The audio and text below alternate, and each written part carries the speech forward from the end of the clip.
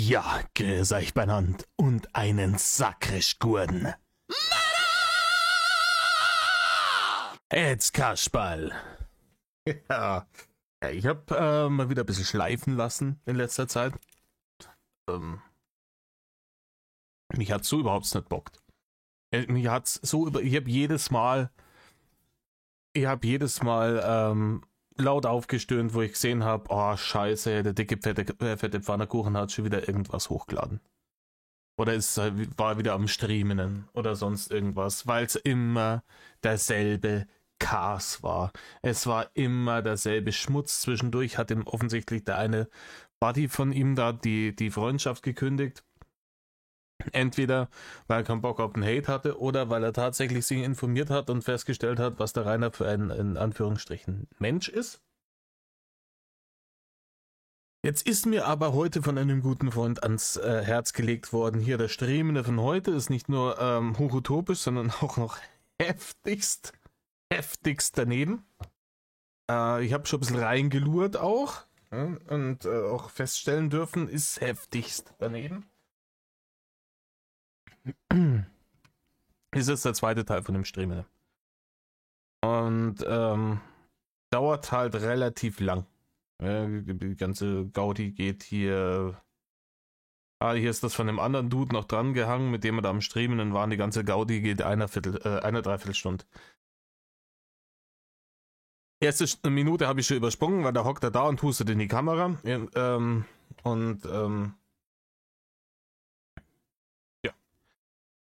Dementsprechend gibt's noch was zu sagen. Ach ja, die Sachen, die ich halt jetzt zwischendurch nicht behandelt habe. Ich glaube, das letzte, was ich gemacht habe, war das vom 31.01. Die Sachen, die ich da nicht behandelt habe, die schaue ich, wenn ich Bock habe, ob ich die nachholen kann. Aber dann nimmer beim hier, Eule gegen Mobbing, ne, Inge, sondern höchstwahrscheinlich bei Winklers Liste, weil Winklers Liste eben Zusammenfassungen hat.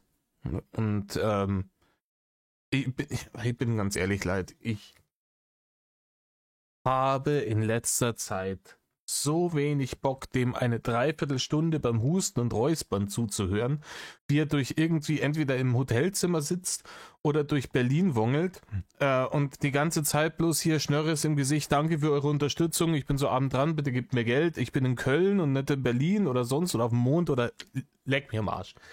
Ich hab keinen Bock mehr darauf gehabt in letzter Zeit. Es ist immer derselbe Käse. Es sind diese Phasen im Game, die so ermüdend sind, wenn er wirklich einfach meint, er arbeitet jetzt so ungefähr. Er muss sich jetzt das antun, dass er da so lange wie möglich am Streamen ist, weil er merkt, über TikTok verdient er nicht viel Geld. Dem so länger muss er streamen, damit die Barne in ausreichender Anzahl durch die Fensterscheibe fliegen, damit er sich Dreckfressi kaufen kann. Und es ist, ihr habt es auch mitgekriegt. Es ist immer dasselbe Schema. Er stellt sich irgendwo hin, was ein höchst öffentlicher und bekannter Ort ist, in der Hoffnung, dass Turn-Up gibt. Dann ist er traurig, dass kein Turn-Up gibt. Dann flennt er, dass er zu wenig Kohlen verdient, dass die Leute ihn doch mehr unterstützen sollen in seinem Kampf gegen Mobbing und dem ganzen Krampf. Und dann erklärt er uns nochmal kurz, dass er inzwischen immer noch keine Ahnung hat, wie TikTok funktioniert und schaut, dass er irgendwo solche komischen Geldschmeiß-Battles macht. Aber es ist abartig scheiße. So, der kurze Rant ist vorbei. Leute, haltet euch fest, heute wird es utopisch. Ja. Ich habe den Bums noch nicht ganz gesehen. Es wird utopisch. Ich habe es aber auf hier Wiedergabegeschwindigkeit 1,25 gestellt. Um die Pflaster schnell abreißen. Ne? Ihr wisst Bescheid. Hauptsache sag mal mehrere, reißt euch eine Häube auf. Mir ging an einer in Rainer. Um auf Harry Potter zurückzukommen. Glaube ich schon, dass du auf Harry Potter schon mal gekommen bist. So, das ist dir zuzutrauen. Ich habe gestern gemerkt, dass ich es vorausladen kann. Und ich habe heute Morgen gemerkt, dass ich es wohl schon vorab spielen kann, weil ich ja Vorbesteller bin. Er redet jetzt vom neuen Wizarding World Game und Hogwarts Legacy hat ja streng genommen nicht viel mit Harry Potter zu tun. Es spielt ja 100 Jahre davor. Ich habe dieses Spiel. Ich habe es heute schon ein paar Stündchen gespielt. Ich genieße es sehr und kann es nur weiterempfehlen. Wobei wir aber dabei wieder sind, das ist kein günstiges Spiel. Ich glaube, die günstigste Version davon kostet 70 Euro, wenn man nicht alles täuscht. Hm?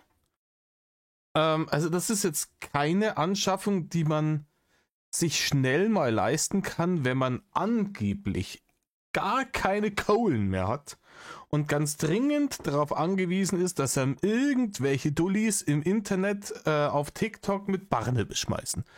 Wenn man permanent am Jammern ist, ich brauche Geld um meinen Kampf gegen Mobbing etc. und sich dann das 70 Euro Spiel vorbestellen, weiß nicht, Digga. Weiß nicht. Hm? Wenn ich in Reiners Situation wäre, hätte ich mir dieses Spiel nicht gekauft. Just saying. Aber ich gehe halt da arbeiten, das ist das andere Ding. Und deswegen werde ich wohl heute Abend oder heute im Laufe des Tages noch ein Video aufnehmen von Harry Potter. Bitte nicht. Und es auf meinem Blogger-Account hochladen. Das ist jedenfalls der Plan. Ankündigungslord kündigt an. Keine Ahnung, ich nehme das jetzt zeitverzögert auf, ein paar Stunden. Sag's mal, ob es bis jetzt, sagen wir mal, stand 20 vor 11 am 8.2. schon, ja, Hogwarts Legacy hochgeladen hat.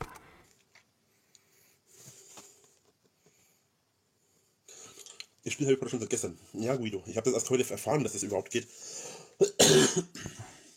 Sonst hätte ich mich schon drum gekümmert gehabt. Hatte ich aber eben noch nicht, weil ich das gar nicht wusste. Sich schon drum gekümmert. Ja. Ja, ich hab's erst gestern.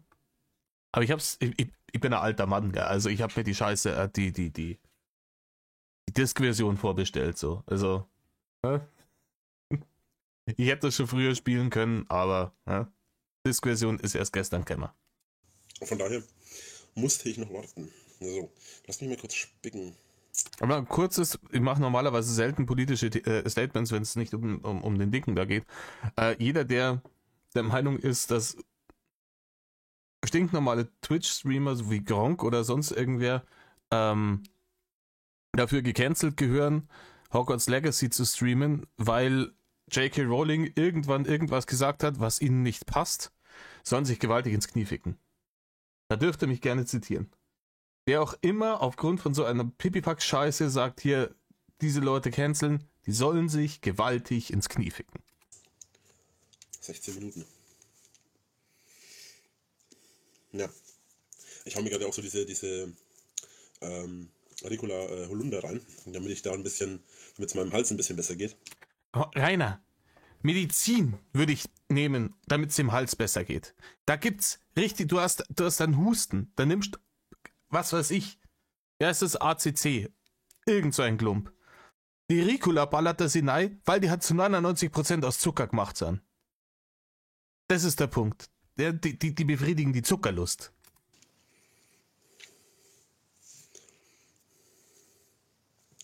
Du kannst mir auch Geld spenden, ja. Ja, das kannst du aber bitte auch bleiben lassen.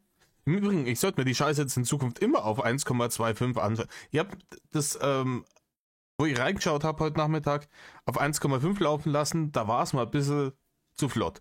Aber 1,25, das ist wie bei den Solmecke-Videos, das ist einfach ganz entspannt. Aber, ne? Nicht Geld spenden.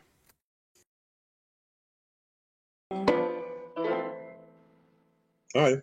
Was geht ab? Meine Zuschauer, wie es aussieht.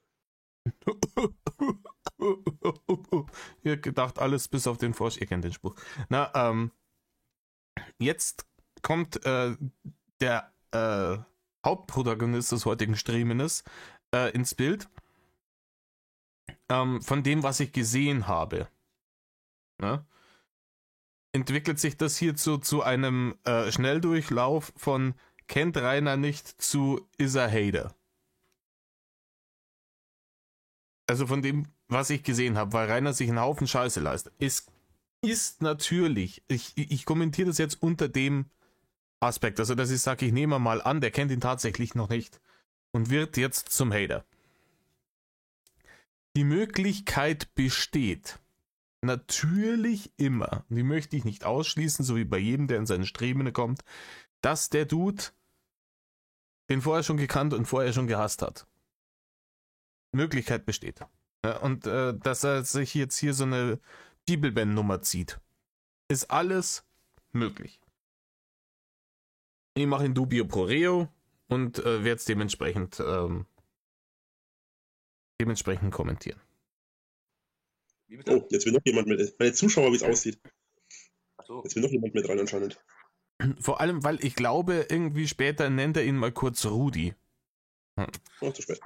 Kurze Frage, mein Freund. Was hältst du von dieser ganzen Sache, die gerade abgeht in der Türkei und diese ganze Erdbebensache? Ah, ja.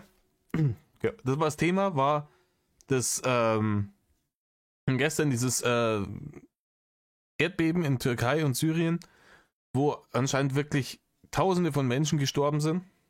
Das ist natürlich ein ganz schwieriges Thema. So, das sind hier, da kriegt man dann so diese Amoklauf Wien Vibes, ja, weil bei so einem Thema müsste Rainer in der Lage sein, Empathie zu zeigen.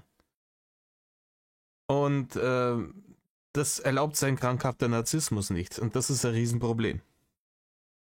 Das ist ein Riesenproblem. Wir werden es nämlich gleich sehen. Wir erinnern uns noch an die Wien-Aussage, an alle Leute, die es nicht mehr auf der Kette haben.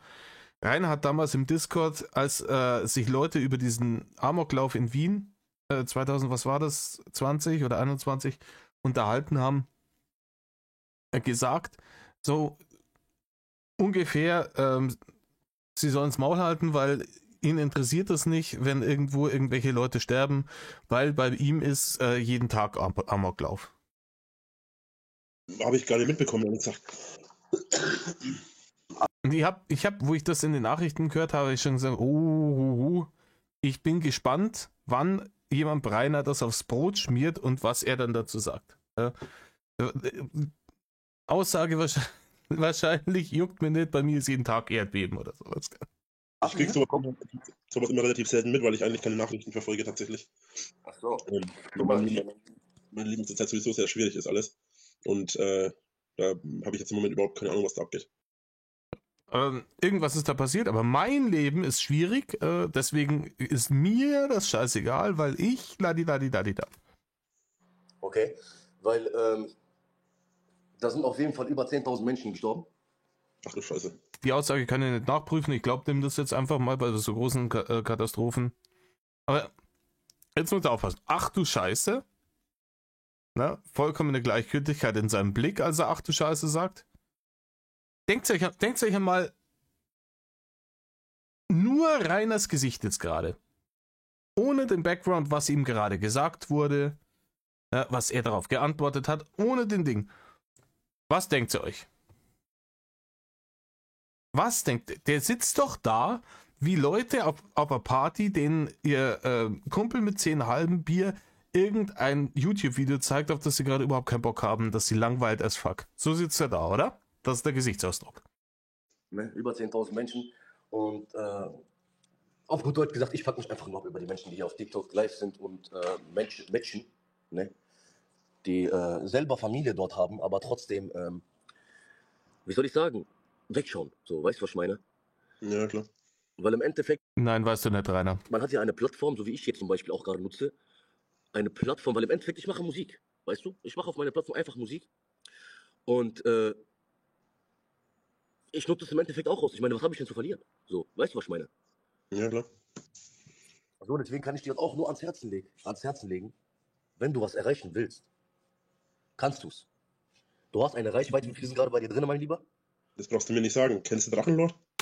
Adadada!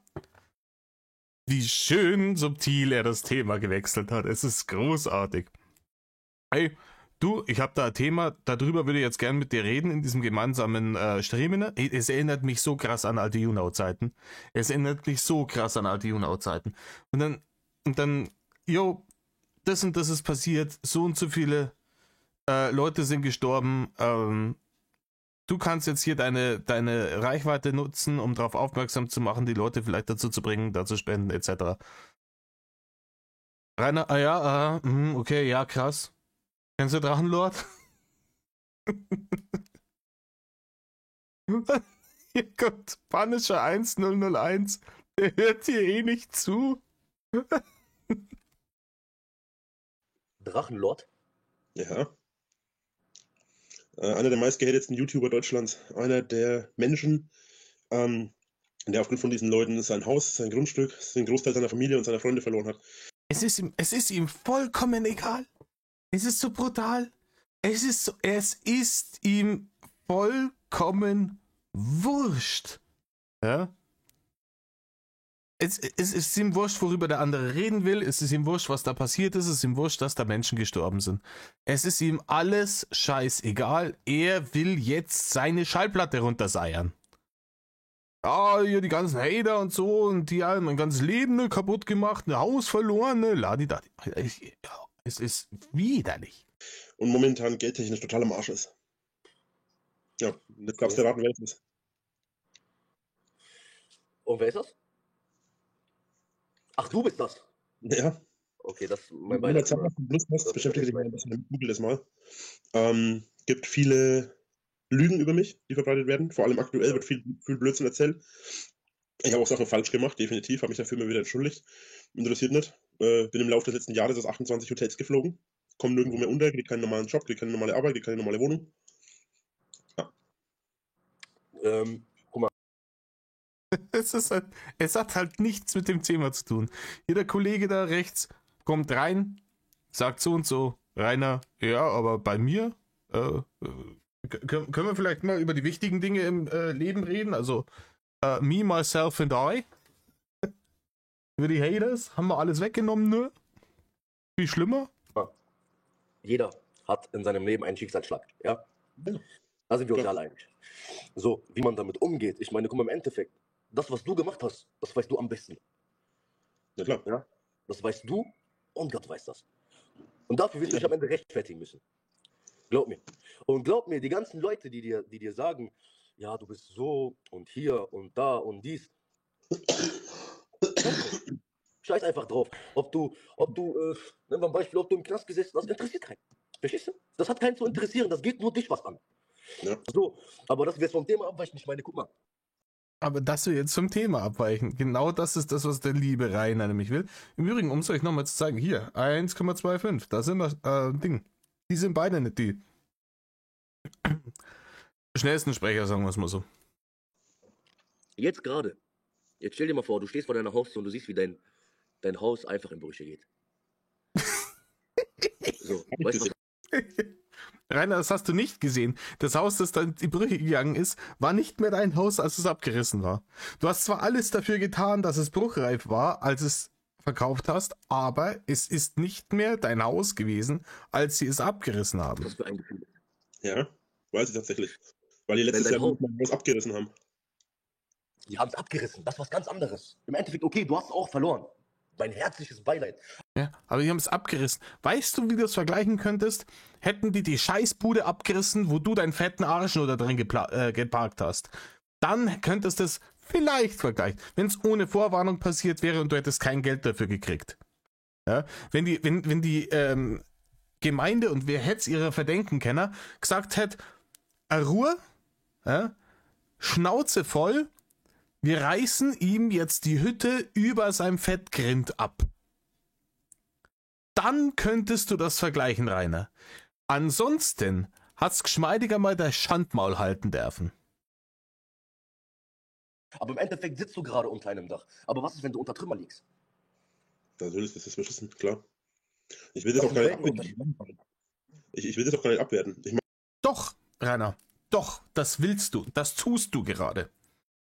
Weil es dir wurscht ist. nur, das ist natürlich scheiße, klar. Und mir tun auch die Menschen echt leid. Und jetzt kommt das Aber. Ja, und wenn ich irgendwie helfen könnte, würde ich das auch gerne machen. An Scheiß. Erinnern wir uns an diese komischen, ne? Diese Verputzdeckel, die er ins Ahrtal schicken wollte. Dieser mal kranke Hundetrainer. Das Problem ist bei mir momentan, ich habe heute den ganzen Tag versucht, weitergeht. Wahrscheinlich schlafe ich morgen unter der Brücke, wenn es so weitergeht, ohne Kohle und alles. Gut, jetzt habe ich natürlich den Vorteil, dass ich auf TikTok ein bisschen was machen kann, weil ich eben meine Reichweite habe. Da ist Katastrophe, tausende von Menschen sind tot. Ich. Mit da vielleicht ein bisschen Kohle auf Seite schieben kann. Aber ich habe im Laufe des letzten Jahres auch teilweise unter der Brücke gepennt. Nein, Rainer, hast du nicht. Rainer, hast du nicht. Hör mit deiner scheiß Lügengeschichte. Und man sieht's ihm an seinem kreisligen Drecksfräß wieder an, dass er ein verlogenes Stück Dreck ist. Du hast nicht unter der Brücke geschlafen. Nein, hast du nicht. Du hast immer irgendeinen Deppen gefunden, wo du hast unterkommen können. Und wo das nicht funktioniert hat, hast du von der Scheißduld mit dem Sanker abholen lassen und hast 2 Tage im Krankenhaus gepennt. Und es sagt doch immer jeder, in Deutschland musst du nicht auf der Straße schlafen. Das ist richtig, Rainer. Wenn man das Hilfsangebot annimmt, das einem gereicht wird, dann muss man nicht unter der Straße schlafen. Du hättest auf der Straße schlafen. Du hättest auch schon längst in irgendeinem Wohnheim unterkommen können, irgendeinem betreuten Wohnen. Gar kein Problem. Gar kein Problem. Man muss, also gerade du hättest nur wollen müssen. Aber du bist ja große Drachenlord. Du darfst ja von niemandem irgendwas sagen. Da hättest dich an Regeln halten müssen. Und das war der Knackpunkt an der ganzen Geschichte. Da hätten Regen gegolten. Da hätte man sagen können, so, ja, Herr Winkler, um so und so viel Uhr ist hier Licht aus, hier gestreamt wird nicht. Etc., etc., bla bla. Sie kümmern sich jetzt darum, dass sie anständige Arbeit finden. Sie gehen jetzt zu Maßnahmen, die ihnen helfen, ihr Leben wieder auf die Kette zu kriegen. Da hättest du dich verpflichten müssen, dich an Regeln zu halten. Und nein, doch nicht der große Drachenlord. Er macht die Regeln, er befolgt sie nur nicht. Aber ich bin... Schade, dass man auf Discord nicht wohnen kann. Du... Was? Bitte? Musst du nicht. In Deutschland auf gar keinen Fall. Ich bin vielen Obdachlosen begegnet im letzten Jahr. An Scheiß bist du. Und jetzt ging das ja. Wenn du dein Haus und dein Grundstück und deinen Besitz, vor allem deinen ganzen Besitz, dann verlierst durch ein Erdbeben, ist natürlich echt beschissen, klar.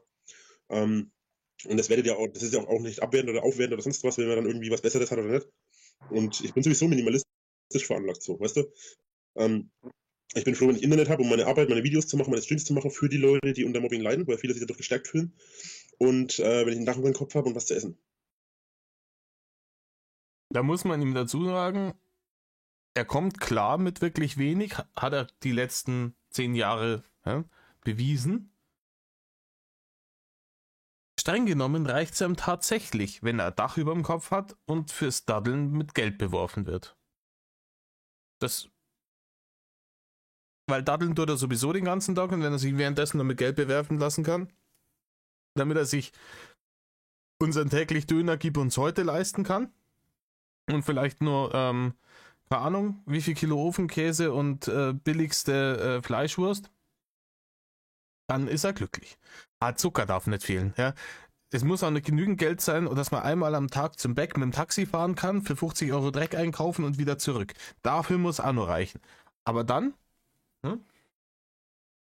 wenn er natürlich mehr hat, dann haut er es an aus. Ja. Siehe Ford Ranger. Und da ist ihm auch vollkommen jegliche Vernunft weg. Was heißt weg? Die war nie da. Aber ihr versteht, dann so, ich werde höchstwahrscheinlich meinen Führerschein verlieren. Kaufen wir uns einen Ford Ranger. Why not? Mehr brauche ich nicht. Mehr habe ich nie gebraucht, so. Ja, und letzten Endes ist das mit den Letzten Endes. Leuten da. Ich würde da gerne was helfen, wenn ich in der Lage wäre. Aber momentan bei mir ist es wirklich so, dass Rainer, du bist in der Lage, da zu helfen. Du kannst sagen, hey Leute, anstatt jetzt mir hier die Barren auszuschmeißen, ich weiß nicht genau, was er da verdient, ich kann die ganze Scheiße nicht ist mir vollkommen wurscht, jeder Cent ist zu viel. Statt mir jetzt da die Barren hinauszuschmeißen, informiert euch, wo seriöse Spendenmöglichkeiten herrschen, um den Leuten da drunten im Katastrophengebiet helfen zu können. Das könnte er sagen. Bitte? Du bist in der Lage. Guck mal, du bist gerade live. Darf ich dir was sagen? Du bist gerade live. Ja? Ja. Es sind gerade genug Menschen bei dir, glaube ich mal, drin. Ne? Um die 1100 Leute. Siehst du? Und jetzt stell dir mal vor, von diesen 1100 Leute, du kriegst es hin, deine Stimme zu heben und dafür zu sorgen, dass von diesen 1000 Leute 5 Euro spenden. Pro Person. Ja, 5 Euro oder lass es einen einzigen Euro sein. Weißt du, wie viel es dort wert ist? Ja, aber für 1000 Euro, da kann Rainer 20 Mal zum Dreckfressi fahren. Das musst du in Relation setzen. Das jetzt, ob jetzt da drunten irgendwie Leid gelindert wird im Vergleich dazu, ob sich der Herr Winkler eine Woche früher in sein Diabetesgrab gefressen hat, das ist doch, ja, da muss man dann schon mal Verständnis haben als Katastrophenopfer. Das wäre eine gute Tat für dich, ja? Ich will dir nicht in dein Gewissen einreden, aber ich kann dir nur eine Sache sagen, wer hilft, dem wird geholfen. Nicht? Da hat der gute Mann nämlich recht. Wenn jemand wirklich selbstlos im Internet ist und schaut, dass er anderen Leuten tatsächlich hilft, der, wenn dann mal in der Klemme sitzt, dann kommen auch Leute und helfen ihm. Wenn du schon immer ein egomanisches Dreckschwein warst, dann werden die Leute dir auch nicht helfen, wenn es dir dreckig geht. Nicht, wer geholfen wird, der hilft auch. Nein. So Schau mal, das nicht. ich bin niemand, der mit sowas groß rumredet, ne? Aber ich habe gestern zum Beispiel, ich habe sogar ein Bild davon, weil ich zufällig mit dem Fotografen unterwegs war. Ja, zeig her Bild. Ich wusste gar nicht, dass der fotografiert hat, der hat mir das dann gestern Abend geschickt, so gute Tag des Tages. Bin gestern am Obdachlosen über den Weg gelaufen. Also wenn er gestern mit einem Fotografen unterwegs war und einem Obdachlosen geholfen hat, dann war das gestaged. Wenn es überhaupt passiert ist. Ja. Dann habe ich einfach gefragt, ob er eine Kippe haben kann. Ich, natürlich, klar. Zigarettenschachtel aufgemacht, habe ihm 3 Kippen gegeben. So. Ein paar Meter weiter kommt ein Obdachloser, fragt, ob er mal einen Euro haben kann. Geldbeutel aufgemacht, meine letzten 3 Euro, mehr habe ich dann anstecken gehabt zu dem Zeitpunkt. Ja klar, Rainer. Rainer, du hast deine letzten 3 Euro an Obdachlosen gegeben. Verzeih doch keinen Stuss. Es ist... Rainer, du bist derjenige, der Sachen kocht und dann, wenn er doch nochmal 5 Euro findet, die gekochte Scheiße stehen lässt und zum Dönermann fährt. So einer bist du. Rainer, du hast in deinem ganzen Leben noch nie jemandem gratis irgendwas gegeben. So, und so bin ich immer schon gewesen. Ach, Schmarrn. Aber weißt du, was wir in Deutschland lernen? Gib einem Obdachlosen kein Geld. Das ist so. Wieso? Ein Obdachlosen in Deutschland Geld zu geben, ja? Größter Fehler, den du machen kannst. Ich meine, guck mal, ich lebe in dem dreckigsten Gebiet, wo du leben kannst. Ich lebe hier, Oberhausen, die Ecken, ja? Und hier gibt's Obdachlose wie Sand am Meer. Zufälligerweise sind auf einmal alle obdachlos.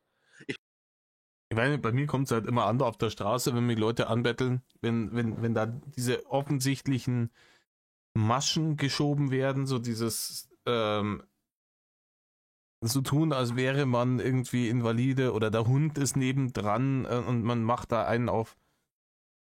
Die kriegen auch nichts von mir. Wenn ein paar Punks zu mir kommen und sagen, hey, hast du mal eine Mark für ein Bier oder wir wollen uns Gras kaufen oder sowas. Ja, das ist halt, weil es halt ehrlich ist. Ja, was ich nicht haben kann, die verlogene Kackscheiße. Also, vor allem, wenn dann irgendwie solche Battlebanden oder sowas sind. Aber, Ich meine, im Endeffekt, wenn ein Obdachloser zu mir gekommen ist, habe ich denen kein Geld gegeben. Ich habe denen gesagt, du hast Hunger? Komm, ich nehme mir die Zeit, ich gehe mit dir, ich hole dir was zu essen, ich hole dir was zu trinken, ja? Weil wir haben mal mit Kollegen einmal auch Spaß gemacht, guck mal, wir geben denen jetzt Geld, gucken, was er damit macht. Und ich schwöre dir auf meine Mutter, der Typ hat sich davon Drogen gekauft. Weil er mit ja, natürlich. Aber davon ist halt auch auszugehen, das muss man also wirklich, ja? Wenn die meisten Leute sitzen ja nicht umsonst auf der Straße, ja, wenn die immer die richtigen Lebensentscheidungen getroffen hätten. Und klar sind die vielen Leute auf der Straße entweder Alkoholiker oder sonst irgendwie drogenabhängig. Natürlich nehmen die das Geld hauptsächlich dafür her. 3 Euro ja auch Drogen kaufen kann. Mit 3 Euro, glaub mir, vielleicht sind das die letzten 3 Euro, die dem fehlen. Letztens, ich war in Rotterdam, kommt ein obdachloser Mann zu mir und sagt zu mir, mein Lieber, ich brauche 1,50 Euro, damit ich mir einen Joint kaufen kann. Ich schwöre auf alles. Ich schwöre, ich habe den die gegeben, weil es mir leid getan hat, so, weil ich weiß, wie sich das anfühlt. So. Weißt du, was ich meine? Weil Holland ist eine ganz andere Geschichte. Aber der hat mir das in die Fresse gesagt. Der so, ich will mir einen kaufen. Bitte kannst du mir was dafür geben. Der hat mir nicht gesagt, ich habe Hunger und ich habe dies oder der will mich verarschen oder sonst irgendwas. Ich meine, auf einer anderen Seite ist es auch gar nicht. So einem hätte ich auch 1,50 Euro gegeben. Wenn er mir sagt, hey du, ich bin drogenabhängig, ich brauche meinen Kick, sonst laufe ich hier rund. Hm? Korrekt. Ja, aber er war wirklich alles zu mir. Aber das ist nicht damit zu vergleichen mit den Leuten. Ich meine, du musst ja kein Geld von dir rausgeben. Es ist nicht die Pflicht, dass du jetzt Geld rausgeben musst. Aber du kannst die Leute bewegen, ja? Du kannst andere Leute bewegen, zu spenden zum Beispiel. Das ist das, was du machen kannst. Weil im Endeffekt. Boah, wie im kompletten Gesicht entgleisen. Du kannst die Leute bewegen, für andere Leute zu spenden. Und dann das komplette Gesicht. Da weiß. Dann hat so einen halben Schlaganfall kriegt. Nie für andere. Soll noch für mich spenden, Edzardler. Ich bin doch der arme Drachenlord, das arme Mobbing-Opfer. liegen immer noch Mütter, Väter, Kinder unter Trümmern. Guck mal, bei uns ist es ganz normal, dass Kinder normal in Krankenhäusern oder es gibt Hausgeburten, dass die ganz normal alle zur Welt kommen, ja? Aber das Kind, ich schwöre dir bei Gott, du kannst es in den Nachrichten nachgucken, das Kind, die Frau war schwanger, hat das Kind zur Welt gebracht, ist gestorben und das Kind ist in den Trümmern. Ja, in den Trümmern hat diese Frau ein Kind zur Welt gebracht. Ja, ich weiß ganz genau, das sehe ich auch in deinen Augen, dass es bei dir daraus geht. Genau das ist nämlich der Punkt. Das geht bei dem links rein, rechts wieder raus, weil es dann vollkommen wurscht ist. Und ich übertreibe da jetzt nicht. Rainer ist das vollkommen scheißegal. Wie gesagt, ich kenne die Story nicht. Ich kann nicht nachprüfen, jetzt gerade spontan, ob die stimmt. Aber wir nehmen jetzt einmal an, die Geschichte stimmt. Katastrophe, hochschwangere Frau. Bringt schwer verletzt in den Trümmern noch das Kind zur Welt und geht das Kind ist jetzt vollweise. Wo man sagen musste, boah, krass. Was einen bewegt, wo man sich Gedanken macht, so, was wird es aus dem Kind? Boah, wie geht's den Leuten, die da dabei waren? Hat das Kind vielleicht noch irgendwelche Verwandten oder sind es alle weg? Was passiert da? Das ist ja fürchterlich. Und Rainer so, ja, aber das ist mir auch scheißegal. Warum kriege jetzt ich deswegen kein Geld? Was labert dieser Junge da die ganze Zeit? Aber ich gebe dir echt die Empfehlung, google mal Drachenlord. Es ist er erzählt ihm diese Geschichte. Und das Erste, was Rainer sagt, ist, google doch mal Drachenlord. Das ist viel schlimmer. Wenn du denkst, dass eine Frau, die bei der Geburt ihres Kindes im Katastrophengebiet gestorben ist, schlimm ist, dann google doch mal, was bei mir 2018 beim Schanzenfest los war. Es war viel, viel, viel schlimmer. Ich habe nämlich gesagt, die sollen kommen und die sind tatsächlich gekommen. Und jetzt bist du dran. Alter, du kannst es dir nicht ausdenken.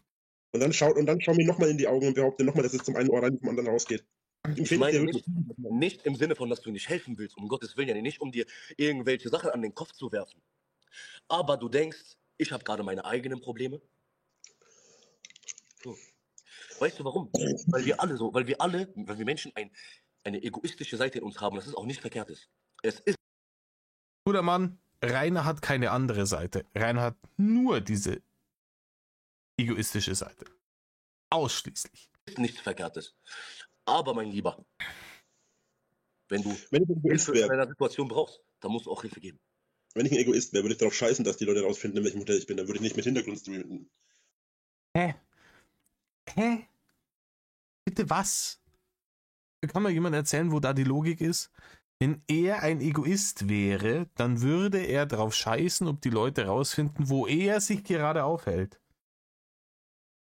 Was ist das für eine Logik? Rainer, du schaust doch nur, dass nicht rauskommt, wo du dich gerade aufhältst, aus reinem Selbstschutz. Aus reinem Selbstschutz. Dem Hotel ist es geschmeidig scheißegal, ob die dich vor die Tür setzen oder nicht. Das ist denen vollkommen wurscht. Das ist denen gerade so wurscht. Wahrscheinlich nicht mal ganz so wurscht. Als was den Menschen in der Türkei und in Syrien gerade bei dem Erdbeben passiert ist. Wie das dir wurscht ist. Also nimm dein Gefühl, wenn man dir sagt, was da passiert ist, schwächst ein bisschen ab. Das ist das Gefühl, was das Hotel hat, wenn sie dich vor die Tür setzen. Ja? Dann tut uns leid, Herr Winkler, auf Wiedersehen. In dem Moment, in dem du dein Arschgebirge bei der Tür ausgeschoben hast, da verlieren die keinen Gedanken mehr darüber. Wenn ich ein Egoist wäre, dann würde ich einfach rumlaufen und mein Ding durchziehen. Wenn ich ein Egoist wäre, dann wäre es mir scheißegal, wer mich wann wo sieht. Aber ich versuche immer darauf zu achten, dass mich niemand sieht, wo ich bin. Weil sobald jemand mitkriegt, wo ich bin, gehen die ganzen Leute auf die los. Und ich rede nicht von irgendwie 1, 2 Leuten, die da mal einen Scherzanruf machen oder mal scherzhaft da vorbeigehen und klingeln, sondern ich rede von 100.000 von Leuten. Ja, genau. 100.000 Leute können wir dann zu jedem einzelnen Hotel. Es ist rechts auch wieder. Ich.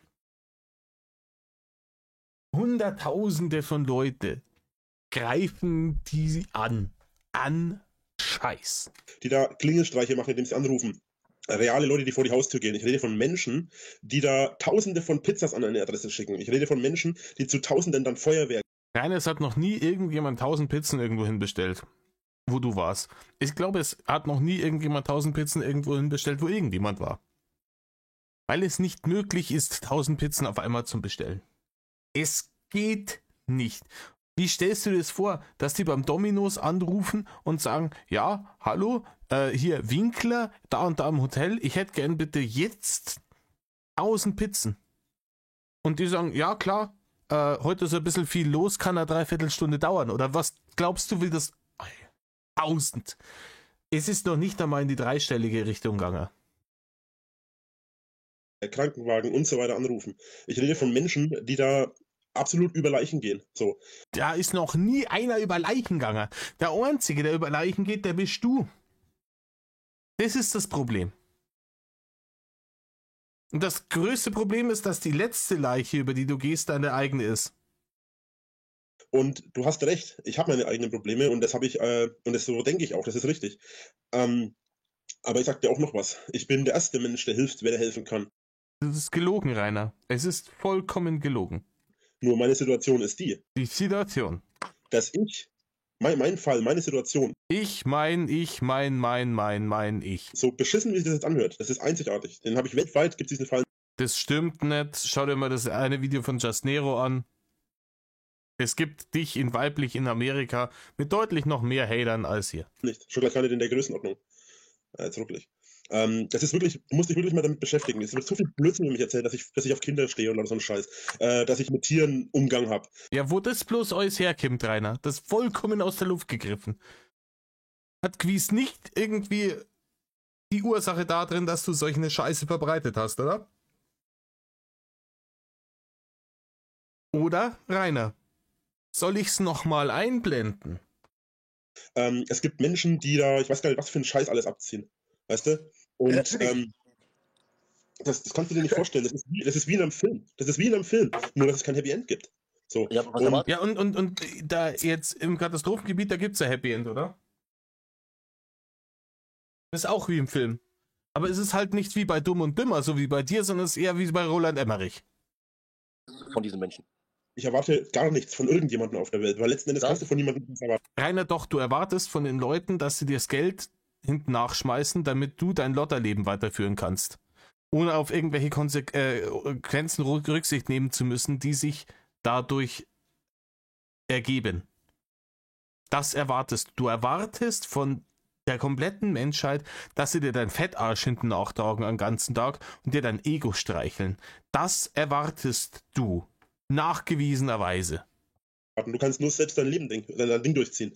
Und die Sache ist auch die, ja, vielleicht wäre es sinnvoller gewesen, wenn ich dem nicht die 3 Euro gegeben hätte, sondern was zu trinken oder zu essen geholt hätte, so von dem Geld. Das Problem ist nur, in der Situation war ich gerade dabei, selbst zu versuchen, Geld zu verdienen, hatte also nicht die Zeit, ich hatte auch keine 5 Minuten irgendwo hinzugehen, weil das Problem ist, ich war in einer Gegend, wo nichts ist. Ja, freilich, genau. Weil wir wissen, dass du in Berlin stellenweise ja 3/4 Stunde laufen musst, bevor du irgendwo hinkommst, wo du was zum Fressen kriegst. Rainer, es hat über 1600 Dönerbuden nur in Berlin. Es wird eine fußläufig gewesen sein und in Berlin kostet der Döner auch nicht ganz so viel. 3 Euro hätten, glaube ich, in Berlin inzwischen auch nicht mehr gereicht, aber da meine letzten 3-Euro-Geschichte ja schon gelogen war, ist auch vollkommen wurscht. Da hättest du halt mit der EC-Karte noch schnell irgendwo hingehen können und sagen, hey, weißt du was, ein Döner und ein Uludag, gib da aus. Ja? Geh mit. Wo man irgendwo mal 5 Minuten schnell hingehen kann und dem was holen kann. Das würde mindestens eine Viertelstunde dauern, da von A nach B irgendwo hinzukommen. Außerdem kenne ich mich in der Gegend auch nicht aus, weil ich in Rainer, du bist halt fetter Arbeitslose, du hast alle Zeit der Welt. der Gegend nicht lebe. Ich bin da nur zu Besuch, ich bin da nur für meine Arbeit gewesen. Woher kommst du denn, wenn ich fragen darf? Hä? Woher kommst du denn, wenn ich fragen darf? Ich bin eigentlich aus Franken. Aus Wolkenkuckucksheim, da kommt er her, der gute Rainer. Franken? Aus Franken, aus Bayern komme ich eigentlich. Ich bin aber jetzt aktuell in Berlin. Und da war das auch. Und da kenne ich mich auch nicht aus, wo ich war. Keine Ahnung, was da wo ist. Rainer, nein, du bist doch in Köln, Rainer. Du bist doch in Köln. Ich kenne da weder die Straßen noch sonst was. Und abgesehen davon habe ich sowieso selbst bei mir in der eigenen Ecke keine Ahnung von den Straßennamen, weil ich weiß da lediglich optisch, wo ich hin muss. Oder was wo ungefähr ist, wenn ich da schon mal war. Aber ich habe da keine Straßennamen oder sonst was im Kopf. Und ich kenne mich auch nicht sonst irgendwo aus hier. Rainer, du musst in Berlin 2 Minuten geradewegs in eine Richtung gehen. Dann kommst du an einem Dönerstand vorbei. Von daher. Guck mal, wenn du Hilfe brauchst in Berlin, du kannst mir gerne schreiben, wenn du irgendwas brauchst. Ich kann dich da ein paar Kontakte weiterleiten. Aber guck mal, ich weiß, jeder hat seine eigenen Probleme so und ich schwöre, man sieht dir das an. Man sieht dir das an, ja. Und aber jeder Mensch hat auch eine dunkle Seite, ja. Jeder Mensch, der zieht sich mit dem Guten drüber, aber ist eigentlich insgeheim nicht das, was er vorgibt zu sein, so, verstehst du? Ja. Ich meine, guck mal, die Leute schreiben mir gerade, zieh dein Hilfsangebot zurück, aber nein, tue ich nicht. Ich meine, wenn ich etwas machen kann, warum soll ich es nicht tun? Weil sich's um den allseits bekannten Lügenlord handelt. Deswegen sollte man das nicht tun. Ganz einfach. Ich sag immer, Rainer, was du immer sagst, ist irrelevant, weil es immer gelogen ist. die meisten Menschen belügen nicht nur andere, sondern auch sich selbst. Ja, die behaupten dann zum Beispiel, dass sie vollkommen gesund sind, dass sie zwar fett, aber sehr fit sind, erst das Wasser in den Beinen nichts damit zu tun hat, dass sie sich wie Scheiße ernähren, dass sie keine gesundheitlichen Probleme haben, problemlos irgendwie, weiß nicht wie viel 100 Meter laufen können. Ja,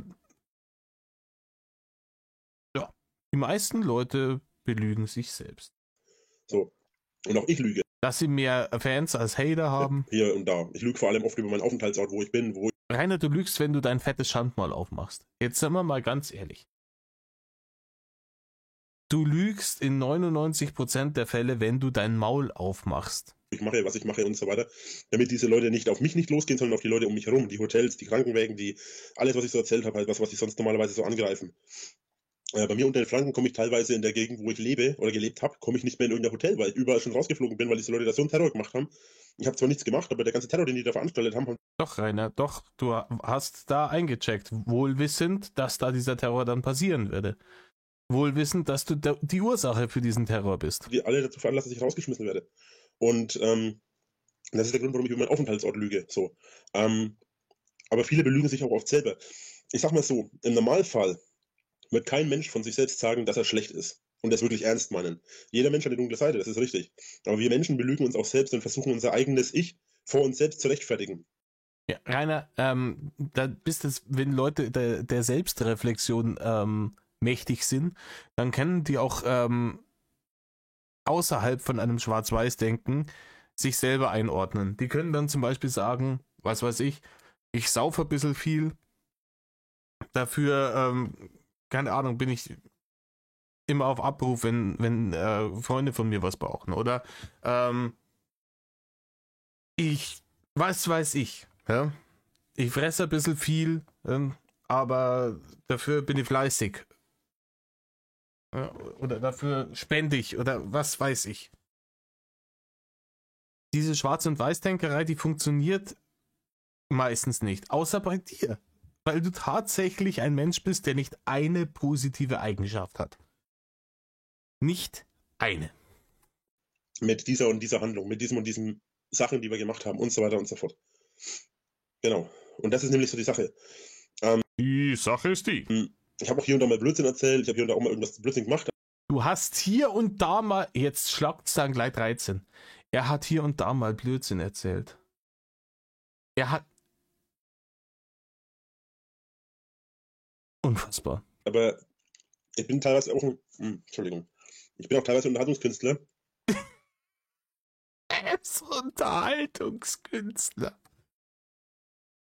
Ah.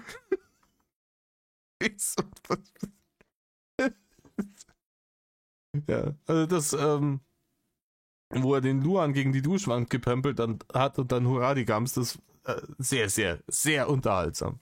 Das gehört auch irgendwo dazu, dass ich ein bisschen ausschweife oder ein bisschen Blödsinn erzähle. So. Hauptsache, man kann am Ende vom Tag darüber lachen. So. Und dann gibt es aber trotzdem diese Menschen, die halt auch nicht wissen, wo die Grenzen sind. Danke für den Hut. Ja. Rainer, die Person, ne, derjenige, der nicht weiß, wo die Grenzen sind, das bist mal wieder du. Der nicht gewusst hat, ob er in Mittel- oder in Oberfranken wohnt.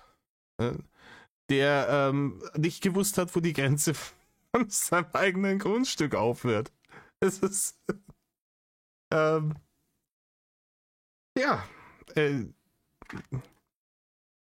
Wenn ihr einer die Grenzen nicht kennt. Und jeder Mensch belügt sich früher oder später selbst. Guck mal. Der auch nicht gewusst hat, dass Barcelona kein Land ist. Leute, ich schreibe gerade ganz kurz, ja. Wer heißt du, Rainer? Rainer oder Drache. Drache ist Drachenlord ist der Künstlername, die kurz vom Drache. Der Vorname ist Rainer, genau. Okay.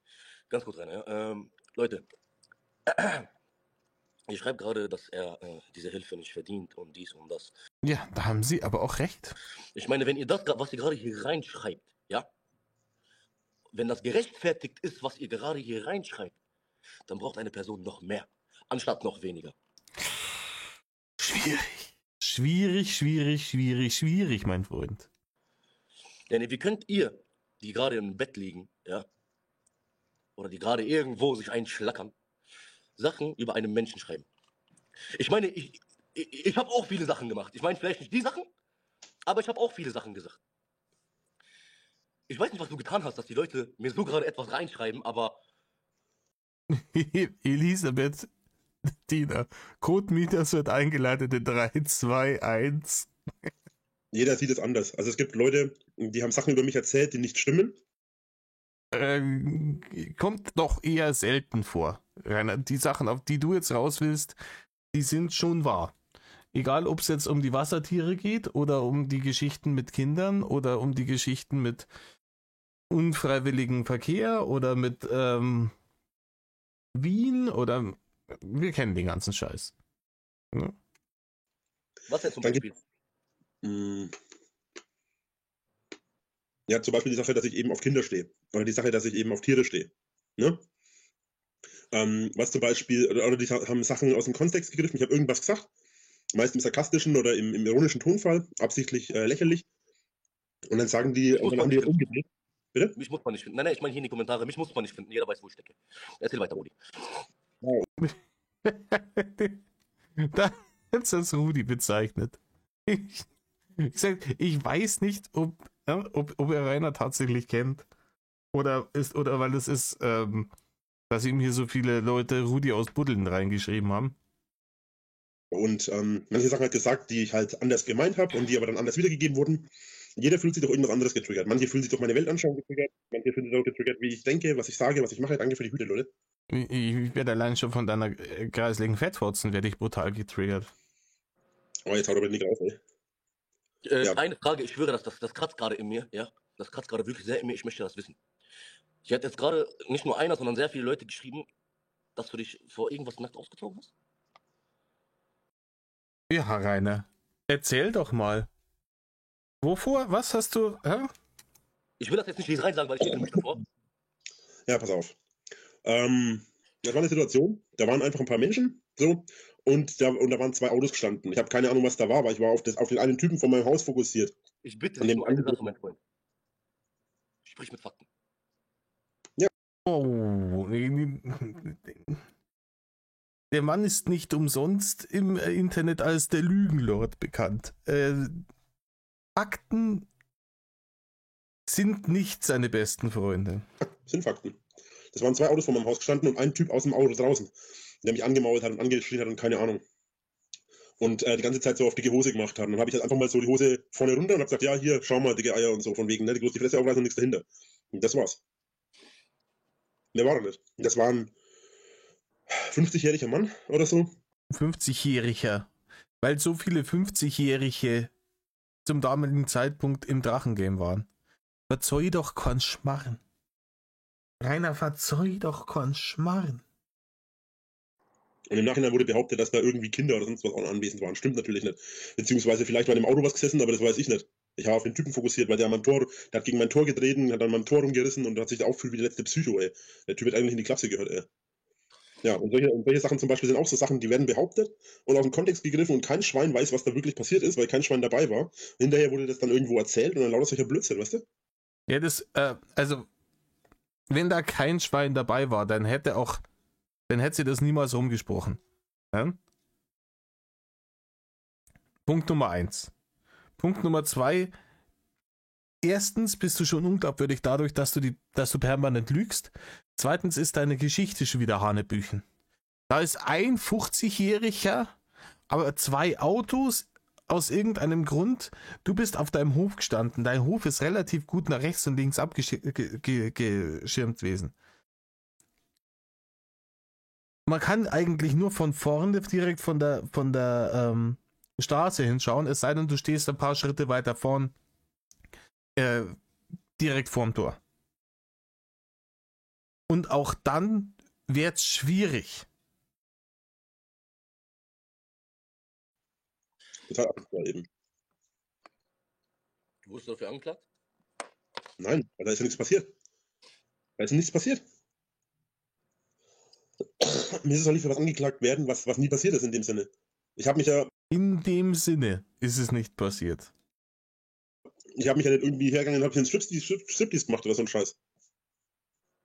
Nein, aber du hast deiner exhibitionistischen Ader freien Lauf gelassen. Und es war dir mindestens wurscht, dass das ein Kind gesehen hat. Das war dir mindestens wurscht. Man merkt dir eine Sache, Rainer. Du wirst für alles, was du getan hast, gerade stehen. Vor keinem Menschen. Vor keinem Menschen. Ich glaube nicht an die Götter. Beziehungsweise doch, ich glaube an Götter, ich glaube aber nicht, dass sie sich für uns interessieren. Aber Fakt ist, selbst wenn ich mich vor einem Gott verantworten muss, habe ich kein schlechtes Gewissen, weil ich habe nichts gemacht, was in meinen Augen falsch war, weil ich habe mich ja nicht bewusst von einem Kind ausgezogen. Er hat kein schlechtes Gewissen, weil er hat nichts Falsches gemacht. Er ist nicht derjenige, egal wie viele Leute ihm sagen, Rainer, das ist nicht in Ordnung gewesen, was du da gemacht hast. Er ist nicht derjenige. Wie das behauptet wird. Also, die Intention dahinter war eine andere. Und abgesehen davon, du hast ja selber gesagt gerade, ne? Was ich gemacht habe, weiß nur ich. Das heißt auch, damit meinst du ja auch, dass ich die Hintergründe hinter meinem Handeln nur kenne. Und die kann auch kein anderer kennen. Ich kann erzählen, was ich will. Ob die Hintergründe stimmen oder nicht, ob ich lüge oder nicht, spielt keine Rolle. Ich weiß, wie die Fakten sind. Ob ich dir die Fakten auch wirklich preisgebe, wie sie waren, das kannst du nicht wissen. Ich sage, es ist so gewesen, wie ich es erzählt habe. Ob du mir glaubst oder nicht, liegt in deinem Ermessen. Ich weiß, dass es so war. Ich war dabei. Ich weiß auch, was ich gedacht habe in dem Moment. Und ich habe da kein Kind gesehen oder sonst irgendwas. Sonst hätte ich das nie gemacht. Ganz einfach. Warum hättest du das denn nie gemacht? Bitte? Waren da andere, waren da Frauen und Männer? Da war ein Mann. Es waren 2 Autos da und ein Mann. Also ein Mann ist praktisch mit 2 Autos, ein 50-Jähriger, ist mit 2 Autos zu Rainer gefahren. Und dieser Mann hat gegen mein Tor getreten, hat meinen Besitz beschädigt. Hat die Fresse groß aufgerissen, dass ich rauskommen soll und mich mit ihm prügeln soll. Und dass ich keine Eier habe. Und anstatt das zu machen, rauszugehen und deinen Besitz zu beschützen, hast du deine Hose runtergezogen. Wie man das halt macht, gell? Ich bin nur nicht vor das Tor gegangen. Was wäre passiert, wenn ich rausgegangen wäre? Dann hätte ich ihm die Fresse eingeschlagen und wäre im Knast gelandet wegen gefährlicher Körperverletzung. Nein, Rainer, du hast ein paar Fotzen kassiert und wärst im Krankenhaus gelandet. Weil du einfach genau gar nichts kannst. Wir wissen, wie das alles ausschaut, wenn es tatsächlich zu einer körperlichen Konfrontation gekommen wäre.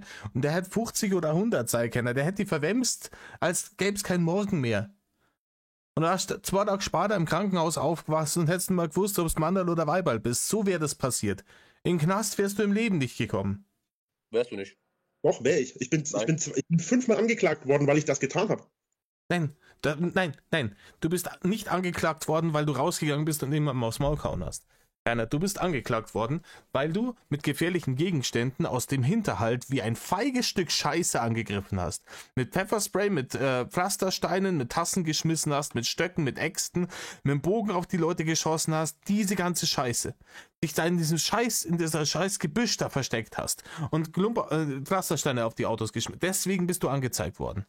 Du bist nicht angezeigt worden, weil du rausgegangen bist und einen fairen Kampf Mann gegen Mann mit irgendjemandem versucht hast, weil du genau weißt, weil du ganz genau weißt, dass du tagelang im Krankenhaus liegst, wenn sowas passiert. Weil ein 5-Jähriger dich verwemsen kann. Ich sag doch, google mal meinen Namen, google mal mich, google mal meine Situation. Ich bin 5-mal angeklagt worden und wurde 2-mal dafür verurteilt, weil ich den Leuten, die angeklagt. Weil du etwas von dir beschützt hast. Es kamen Menschen, die haben mein Haus fast abgefackelt. Und zwar wirklich fast abgefackelt. Die haben da brennende Fackeln reingeschmissen. Ja, genau. Die haben brennenden Fackeln in die Schanze geworfen. Winklersche Lügenblick. Rainer, hätte jemand eine brennende Fackel in die Schanze geworfen, dann wärst du jetzt tot.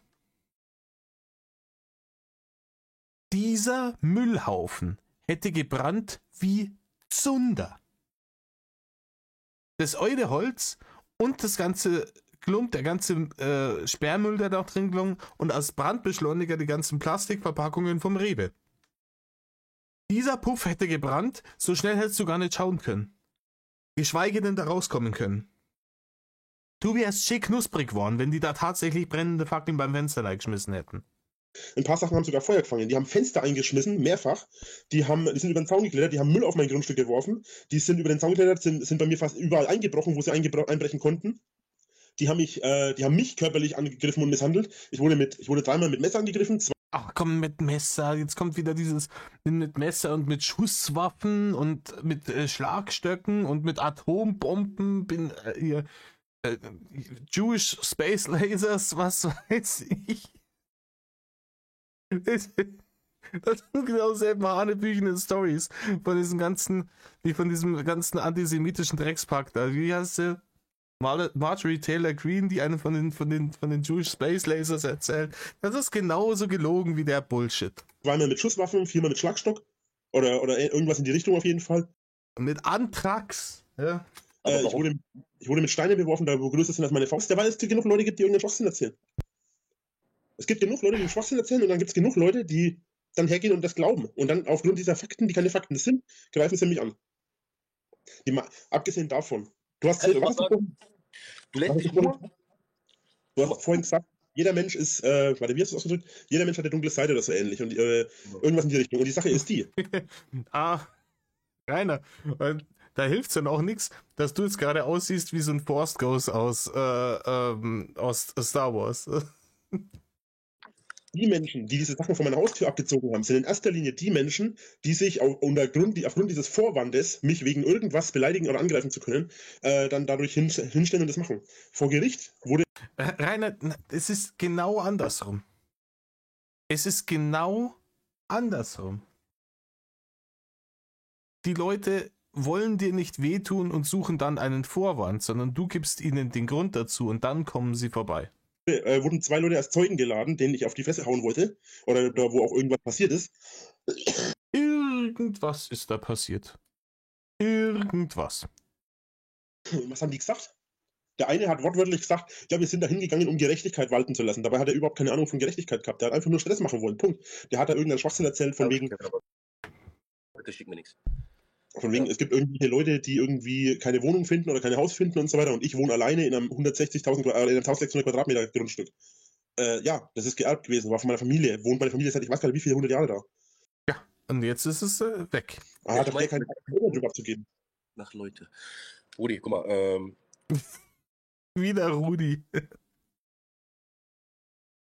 ich schwöre dir, es sind so viele Menschen. Also guck mal, man, bei uns im Islam sagt man, geh nie nach der Mehrheit, weil die Mehrheit muss nicht immer Recht haben. Ja? Aber wenn Leute vor deine Tür kommen, dann ist es, weil du es zugelassen hast. Ja, nee, weil er sie eingeladen hat. Weil er sie eingeladen hat. Weil er gesagt hat, hier, kommt vorbei und kauft meine Booster, ansonsten geht bei mir das Licht aus. Du hast es zugelassen, dass Leute über dich so reden. Ich meine, wo ich meine Primetime, sagen wir mal so, okay, wo ich meine Primetime hatte, habe ich Sympathie verteilt. Ich habe Sympathie verteilt. Ich habe nicht dafür gesorgt, dass die Menschen mich hassen. Ich habe nicht dafür gesorgt, weil im Endeffekt, ja. Mich triggert das so fürchterlich, dass der Mann das Handy da die ganze Zeit aufs Fensterbrett legt. Und der, wenn der oben an den Rand schaut, der wohnt anscheinend irgendwie unterm Dach. Ey, ich habe die ganze Zeit das Gefühl, das Handy segelt jetzt gleich ab. Bist du selber dafür schuld? Wenn die Leute so etwas über dich sagen, ist es, weil die Leute einen Grund hatten. Ne? Convenient connection problems are convenient. Ja, Rainer, weil die Leute einen Grund Die haben. Leute, die viel quatschen. Aber wenn man gemobbt wird, bei allem Respekt. Ich war klein, ich wurde auch gemobbt für 5 Minuten. Danach habe ich es nicht mehr zugelassen. Es ist einfach nur selbst. Man sagt ja, selbst ist der Mann und selbst ist die Frau. Ja? Wenn du es zulässt, dass Menschen vor deiner Haustür stehen, wenn du es zulässt, dass, oder wenn es, sagen wir, so weit kommt, dann musst du dich fragen, warum. Weil du sagst, du glaubst nicht an Götter, aber also an Götter glaubst du, aber an den Gott, der sich für uns interessiert, ist nicht. Stimmt? Ich glaube, dass es höhere Wesen gibt, was man als Götter bezeichnen kann, genau. Aber die interessieren sich nicht für uns. Genauso wie du dich nicht dafür interessierst, wenn du auf eine Ameise drauf sitzt. Du weißt, Okay, dass die Ameise da ist, aber das war's dann auch schon. Wie kommst du denn darauf, dass sie sich nicht für uns interessieren? Also, dass Gott sich für uns nicht interessiert. Ein einziges Wort. Kriege. Okay. Weil Kriege ja auch vergleichbar sind mit, da sind wir wieder bei dem, ja. Auch Kriege sind reiner Scheiß egal. Sie sind ihm scheißegal. Kriege sind auch nicht der Grund, warum Rainer nicht an Götter glaubt. Oder warum er glaubt, dass die sich nicht für die Menschen interessieren. Dass Rainer Hate abkriegt, das ist der Grund. Kriege, weißt du, von was das veranstaltet wird? Natürlich von Menschen, von Gier, von Hass, von Aggression. Genau. Ja. Warum hat uns dann Menschen erfunden, wenn es wirklich so war? Guck mal, wenn du selbst eingestehst, ja, wenn du selbst wenn du mit dir selber anfängst, zufrieden zu sein, werden andere Menschen mit dir zufrieden sein, weil du bist eine Person des öffentlichen Lebens, okay? Mhm. Es ist so. Wenn du das Reine in deinem Herzen trägst. Das Reine mit AI, ganz wichtig. Dann werden die Menschen auch rein mit dir sein. Zwar nicht alle, ja, zwar nicht alle, weil jeder hat. Wenn du Rainer in deinem Herzen trägst, werden auch die Leute reiner zu dir sein. Das ist das Game in a nutshell, da die mal sagen. Wie gesagt, etwas Böses in sich. Die manchen tragen es aus und die manchen kämpfen dagegen an. Okay? Ich meine, es gibt Leute, die lassen sich für Geld mobben. Ich schwöre. Ja, die gibt's. Tatsache. Genau mit so einem bist du gerade am Streamen. Rainer lässt sich für Geld mobben und das schon seit Jahren. Es gibt, allein hier auf TikTok, gibt es Menschen, die lassen sich für Geld mobben. Die lassen sich für Geld, es gibt Menschen, die lassen sich für Geld anscheißen. Ja. Würde ich Rainer auch zutrauen. Ganz ehrlich, da wenn eine kommen würde, hier von seinen Pornhub Connections und sagen da, hier, Rainer, 500 Euro auf den Tisch. Dafür gibt's Naturkaviar ins Gesicht. Wäre einer dabei. Bin ich der festen Überzeugung. Der ist sich für gar nichts zu schade. So, verstehst du, was ich meine? Ja, na klar. Aber es gibt aber auch immer zwei Faktoren. Weil du sagst, du lässt es nicht zu. Ja, mich würde interessieren, wie du meine Situation gewendet hättest. Außer klein beizugeben und aufzuhören mit dem, was du machst. Okay, warte mal. Erklär meine Situation, ich sag dir, wie ich da rauskomme. Eine Situation, die dir passiert ist. Du fängst an mit Videos und Streams, die Leute fangen an, dich zu beleidigen. Du gehst her, blockst die Kommentare, blockst die ganzen Leute, die dich beleidigen, machst hier und da ein Video und erzählst, wie beschissen du das findest und dass sowas jetzt sein muss und so weiter. Fängst an, dich gegen Mobbing einzusetzen und versuchst, dich stark zu machen für Mobbing und so weiter, beziehungsweise gegen Mobbing natürlich. Also für Mobbing, dass du gegen Mobbing bist. Beschissen ausgedrückt. Ja. Und dadurch kommen immer mehr Leute. Und du hörst nicht auf, weil entweder hörst du auf und hast verloren, weil die Leute ja hergehen und nur deswegen immer wieder zu dir kommen unter neuen Vorwänden und sich immer wieder neue Vorwände ausdenken, damit sie weiter auf dich losgehen können. Aus der Situation kommst du nicht raus, weil die Leute, selbst wenn du aufhörst, kommen sie trotzdem weiterhin. Du hast aber in der Situation die ganzen widerlichen sexistischen, rassistischen Kommentare vergessen.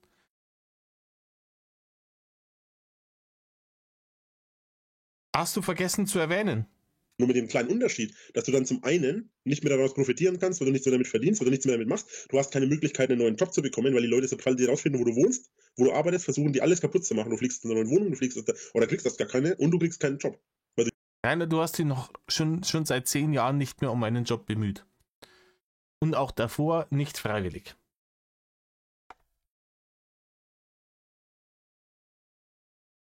Du hast dich noch nicht um einen Job bemüht. Du wüsstest gar nicht, ob du einen kriegen würdest, weil du dich nicht bewerben willst, weil du nicht arbeiten willst. Also jedes Mal, wenn du einen neuen Job hast, jedes Mal den Job verlierst. So. Ja, also, wo soll ich jetzt am besten anfangen? Also wenn ich habe zum Beispiel mit Videos angefangen und ich habe auch in jeglichen Sichtungen, wo nicht jeder meiner Meinung war, ja, habe ich meine Sachen ausgetragen. Was sind wir denn? Oh, ja, eine halbe Stunde da, eine Stunde hier. Die Scheiße läuft noch über eine Stunde. So, und Hater kommen natürlich immer. Ja. Ohne Hater bist du nichts. Das ist schon klar. Wenn du weißt, dass du Hater hast, dann weißt du, dass du was Richtiges machst. Aber du musst den Unterschied erkennen zwischen Hater, ja, und Leute, die dich haten, weil man so ist.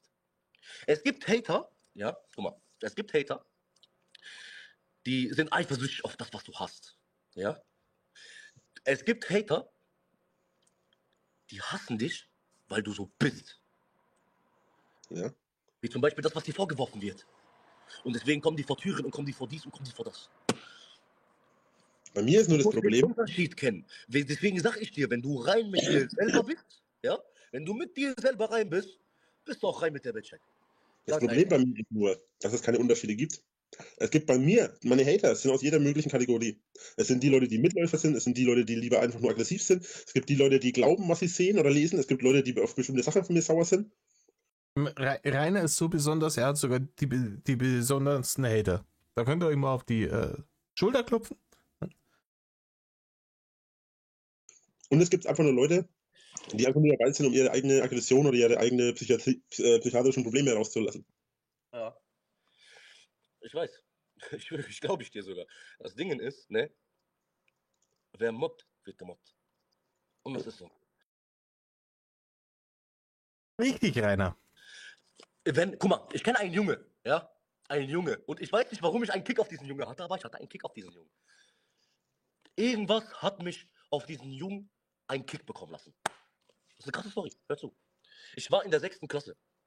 Der kam zu uns in die Klasse und von Anfang an konnte ich seine Fresse nicht mögen. Ich kann von wegen Fresse nicht mögen.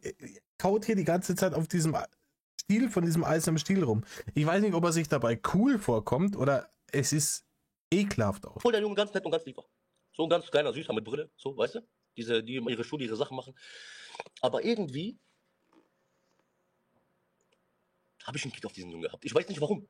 Ich wusste bis dato wusste ich nicht warum, okay? Irgendwann mal kriege ich mit, wie der Leute, das war nach 2 Jahren, nachdem ich mit denen in der Klasse war, nachdem ich Konferenzen hatte wegen diesen Jungen, nachdem ich fast von der Schule verwiesen bin worden wegen diesen Jungen, ja? Und ich habe mich selber gefragt, warum mache ich das? Warum? 2018 hatte ich Nee, 2017 hatte ich meinen Abschluss. Ja. Nee, 2018 hatte ich meinen Abschluss. Ja. Und bis 2017 war der Junge noch auf unserer Schule. Irgendwann mal kommt die Polizei zu der Schule. Ja, in die Klasse rein. Sagen, Herr, Punkt, Punkt, Punkt, kommen Sie bitte mit. Ab dem Tag haben wir den nicht mehr gesehen. Wir haben den von der Ding abgeholt. Wir haben diesen Jungen nicht mehr gesehen. Was ist passiert? Dieser Junge hat im Internet Leute gemobbt. Im Internet hat er Leute gemobbt. Ja. Der hat, da war dieses Fortnite noch voll in. Da hat er Leute fertig gemacht. Der hat Leute gescammt. Der hat, keine Ahnung, Mütter zum Weinen gebracht. Der Junge, ich schwöre dir, der war wirklich im echten Leben der Arme. Aber wo den keiner gesehen hat, war der Teufel in Person. Ja. Und deswegen habe ich von mir selber aus gecheckt, warum ich diesen Jungen fertig gemacht habe. Aus welchem Grund? Ich meine, ich war noch jung. Ich war 15, 16 Jahre. Oder 14, Hast du einmal überlegt? Hast du einmal vielleicht überlegt, dass der das vielleicht deswegen gemacht hat, um sich selber besser zu fühlen, weil er von allen anderen runtergemacht wurde? Es gibt nämlich eine Theorie, Mhm. Leuten, die mobben oder gemobbt werden. Nicht alle, aber ein Großteil von den Leuten, die gemobbt wurden, werden später zu den Leuten, die andere mobben. Und zwar einfach nur deswegen, jeder Mensch hat von Natur aus einen gewissen Punkt an Macht oder einen gewissen Punkt an gesellschaftlichen Stand. So. Und jetzt ist aber die Sache die, dass viele, vor allem in der Schule oder auch im Kindergarten oder sonst wo, Kindergarten vielleicht jetzt nicht unbedingt, aber in der Schule und später dann auch im Berufsleben, werden viele Leute anhand dessen gemessen, wie teuer ihre Schuhe sind, was für ein Shirt sie anhaben. Ob sie in die Richtung Metal, Rock, Hip-Hop, Gothic oder sonst was gehören. Menschen werden immer in eine Schublade geschoben, egal was du machst und egal wo du das machst. Du hast immer Menschen, die in eine Schublade geschoben werden. So. Nein, das ist keine Schublade. Nee, warte, Das noch ist nicht fertig. keine Schublade. Die werden nicht irgendwo hingeschoben. Ich glaube eher weniger, dass du dich mit Leuten identifizieren kannst, ja, die Hardrock hören. Auch dieser Blick jetzt, ja, erzähl mir doch was, oh, ich höre dir sowieso nicht zu, ich weiß das alles viel besser. Nee, Rainer wollte jetzt hier wieder seinen Monolog runterseiern. Ich bin ja deswegen immer nur gemöppelt worden, weil ich irgendwo in einer anderen Szene war und oder weil ich da nicht dazugehören wollte und bla. Die Leute gibt's, aber so einer ist Rainer nicht. Rainer wollte immer mit dazugehören, aber die Leute haben halt gemerkt, dass er ein egoistisches Stück ist und haben ihn deswegen einfach nicht mitmachen lassen. Und als er es versucht hat, haben sie ihn fertig gemacht. 100%. Ja, 100%. Es gibt, so wie er hier recht sagt, es gibt Leute, die sind so grundasozial, die schaffen es nicht, irgendwelche sozialen Kontakte aufzubauen. So einer ist Rainer. Oder dich mit Leuten identifizieren kannst, die Hip-Hop hören. Ich habe beides schon. Das funktioniert nicht. Wieso nicht? Alleine wenn ich mit dem Auto sitze, funktioniert das nicht. Wieso nicht? Weil der Heavy Metal hören will, der will Hip-Hop hören, der andere will Katja Krasavic hören, der andere will Dieter Bohlen hören. Na und? Ich höre alles Ja, davon. weil du sagst ja gerade, die Leute werden in einer Schublade hingeschoben. Nein. Ich war aber noch nicht fertig. Ja, Rainer, wenn du alles davon hörst, dann kannst ja du auch nicht in der Schublade gesteckt worden sein, oder? Ich war aber ja noch nicht fertig. Erzähl. Der Grund, warum ich das erzählt habe, ist nicht, weil ich Leute in Schubladen schieben will, sondern der Grund ist, dass Leute aufgrund dessen teilweise schon gemobbt werden. Nicht immer. Aber es gibt immer verschiedene Leute aus verschiedenen Kategorien, die dann einfach sich nicht die teuersten Schuhe leisten können oder sonst was. Und dann oft schon mal fertig gemacht werden. Habe ich in der Schule selber gehabt, habe ich in der Schule selber gesehen, bin ich in der Schule selbst geworden. So. Ich behaupte mal von mir, ich bin normalerweise niemand, der auf andere Leute losgeht. Im Gegenteil, ich war schon in der Schulzeit so, dass ich anderen Leuten, den Jüngeren, ich bin extrem groß, ich bin über 1,90 groß. Das ist gelogen, Rainer. Im Übrigen, ihr müsst mal nachzählen, wie oft der dergleichen natürlich die ganzen Lügen. Ja? Ich bin über 1,90 groß. Und ich war auch schon Ich habe mir hier in der Grundschule schon viele Leute eingesetzt, lauter so ein Krampf. in der Schule immer sehr groß. Ich war in der ersten Klasse so groß wie die Leute in der dritten. Und ich Ja, weil du 3-mal kleben geblieben bist, du dummer. Weil du bist im Kindergarten schon einmal sitzen geblieben und dann nochmal 2-mal in der Sonderschule. Deswegen warst du 3-mal so groß wie alle anderen. Ich bin hergegangen, wenn die Leute aus meiner Klasse geärgert wurden von den größeren Schülern, bin ich da hingegangen und habe mich dazwischen gestellt, habe gesagt, lass die Leute in Ruhe so. Das habe ich schon immer gemacht. Das war Das ist gelogen, Rainer. immer der Fall. Das mache ich heute, das habe ich damals gemacht. So. Aber das hat dann niemanden interessiert. Stattdessen sind sie dann auf die losgegangen, sondern auf mich. Also stattdessen sind sie auf mich losgegangen. Und das ist nämlich genau der Punkt. Ich wurde immer gemobbt, weil ich andere versucht habe, davor zu bewahren. Und der Anti-Mobbing-Jesus, er nimmt hinweg die Sünde der Welt. Er zieht den ganzen Hass auf sich, weil er kann damit leben, damit die anderen ein normales Leben führen können. Jetzt schmeißt Sam doch jetzt endlich die scheiß Kohlen hinten nach. Ich habe klar auch falsche Sachen oder falsche Entscheidungen in meinem Leben getroffen. Das streite ich überhaupt nicht ab. Ich habe Aussagen getroffen, die dämlich waren. Ich habe Aussagen ich habe auch Handlungen begangen, die definitiv dämlich waren. Ich hätte gedacht, das war alles gelogen und oder Sarkasmus. Da kommt man nicht drum herum. Jeder Mensch macht irgendwo Fehler. Fakt ist aber, dass ich immer nur versucht habe, anderen zu helfen. Das Problem daran ist oft nur, dass es einfach bei mir jedes Mal irgendwie falsch rüberkam oder dann letzten Endes falsch wiedergegeben wurde. Dieser Husten geht mir so gerade. Und am Ende ist es aber so, die Theorie, die ich vorhin angesprochen habe, es gibt immer die Theorie, dass die Leute, die früher gemobbt wurden, später zu Mobbern werden. Liegt einfach nur daran, die Macht oder das bisschen an gesellschaftlichem Stand, den du hast, den versuchst du, vor allem wenn du merkst, dass es auf einen gewissen Punkt immer irgendwo ankommt, versuchst du diesen Punkt zu verteidigen und versuchst dir das Stückchen Macht, was dir durch Mobbing genommen wird, zurückzuholen, indem du dann selbst irgendwie aktiv wirst. Das trifft nicht auf alle Mobbing-Opfer. Das trifft nicht auf alle Mobbing-Opfer zu, aber das trifft auf viele zu. Ich zum Beispiel für meinen Teil würde mir auch oft wünschen, dass ich skrupelloser wäre und dass ich einfach drauf scheißen würde, weil damit hätte ich ein viel besseres Leben. Aber so. Rainer, um das mit den Worten des unsterblichen Dr. Oll zu sagen, du bist gar nicht mehr in der Lage, richtig zu scheißen. Ja? Du schäumst drauf. Bin ich nicht, so war ich auch nie. Und ich hoffe, dass ich auch nie so werde. Und es ist nicht falsch. Und zum Thema skrupellos, da brauchen wir jetzt mal die ganzen Bärchen-Leaks uns anhören. Wie skrupellos Rainer ist. Ja? Wie Rainer versucht, klar, er schafft es nie. Erstens, weil es immer Bärchen sind. Und zweitens, weil es super plump ist, wie er es versucht, weil er halt nicht der cleverste Mensch auf der ganzen Welt ist. Aber der Grund, warum er es nicht schafft, skrupellos die Menschen dazu zu manipulieren, das zu tun, was er will, ist einfach, dass er zu dumm dazu ist. Nicht, dass er es nicht versucht. Darf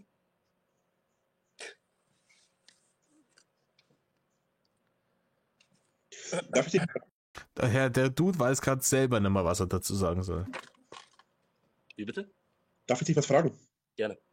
Wie alt bist du? Jetzt kommt diese Frage wieder. Oh, bist du noch so viel jünger? Du hast ja gar keine Ahnung. Ich bin ja so ein alter, erfahrener, weiser Mann. Was denkst du denn? Bitte? Was denkst du denn?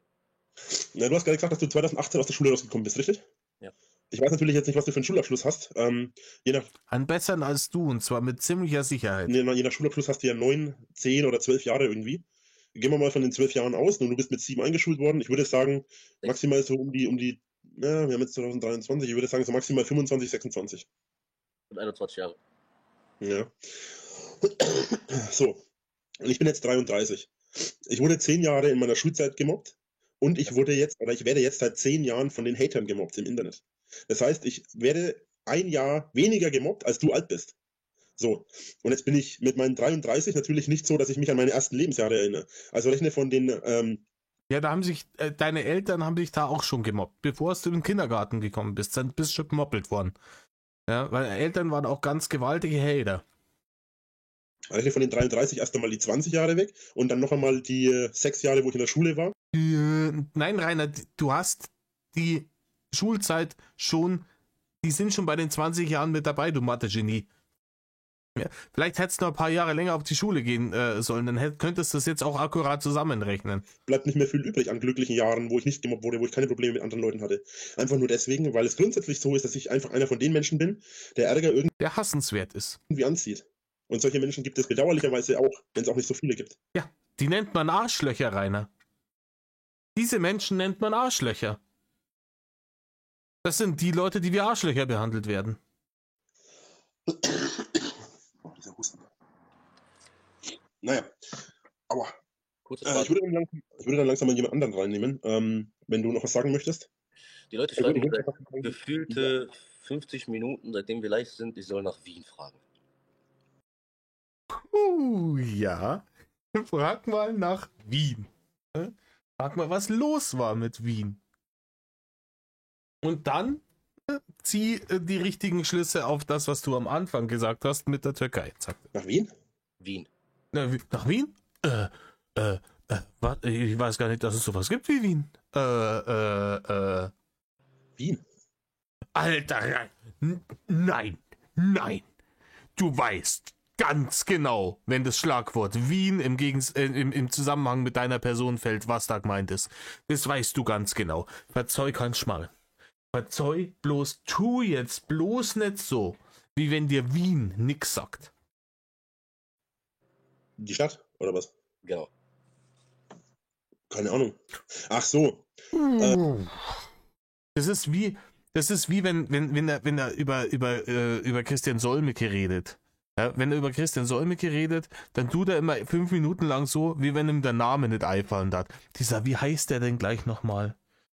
Von dieser Anwaltskanzlei da auf YouTube. Der Solmecke, heißt der so? Ich bin mir gar nicht so sicher. Halt dein Maul rein.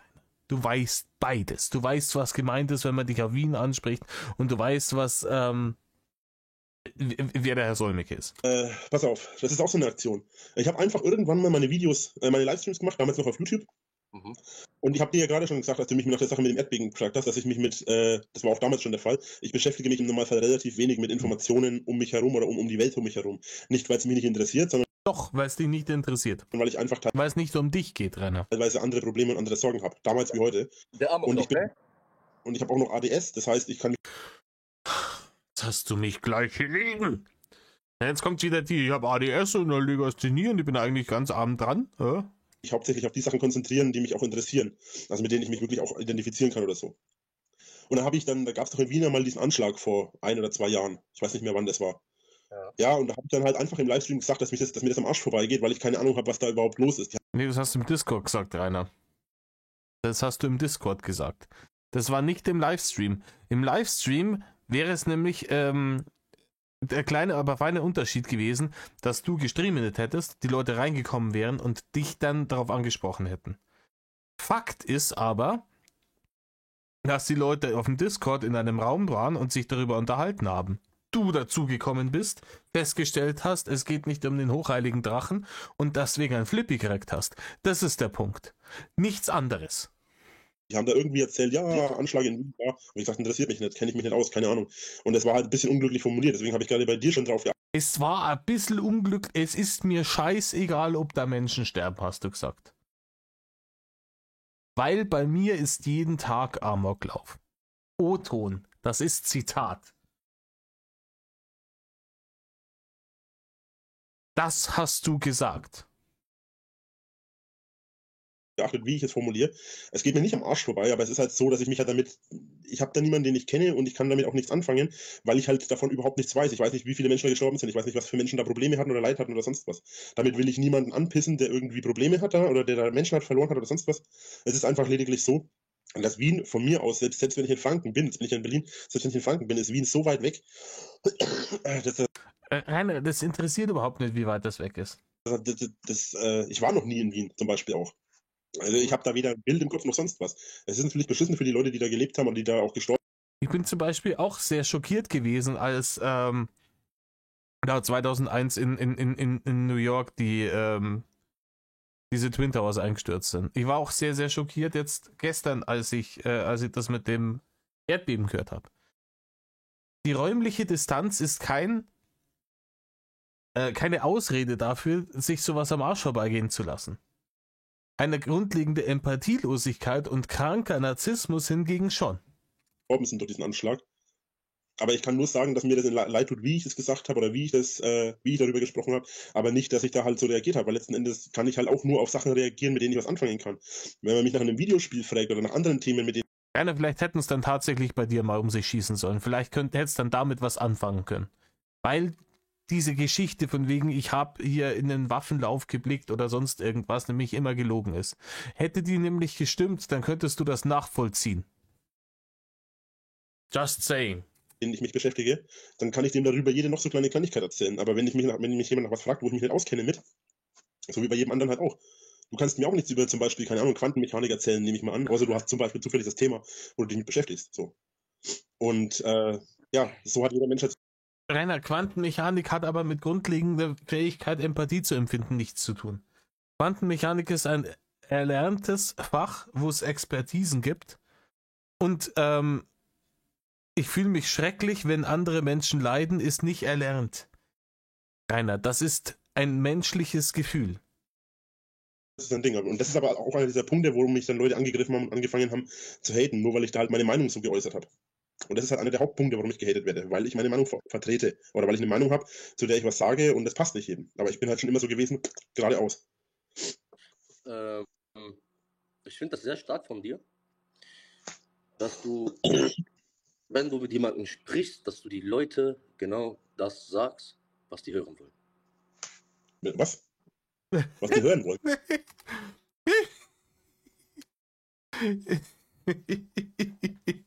Genau. Hä? Guck mal, ich meine, langsam kommt meine Erinnerung auch ein bisschen hoch, ja. Aber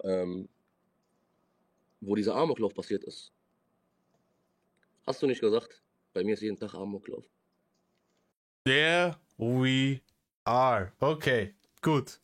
Jetzt wissen wir Bescheid. Der Mann kennt sich aus. Und Rainer, wie geil. Hat er ihn gerade auflaufen lassen?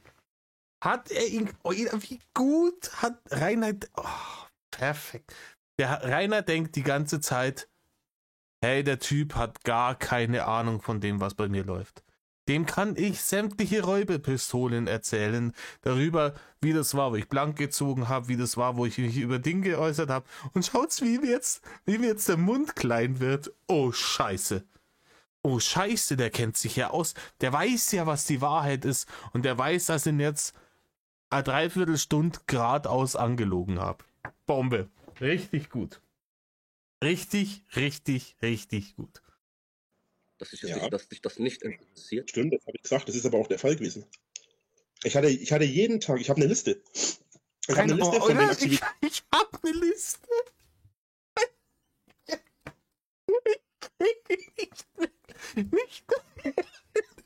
Nicht mal jetzt. Er kriegt das von Latz geknallt. Rainer? Ja? Ich weiß Bescheid. Ich weiß, dass du mich seit einer Dreiviertelstunde anlügst. Ich kenne mich aus mit deinem Fall. Ich muss dich gar nicht googeln. Und jetzt kommt er, ich habe eine Liste. Ich glaube.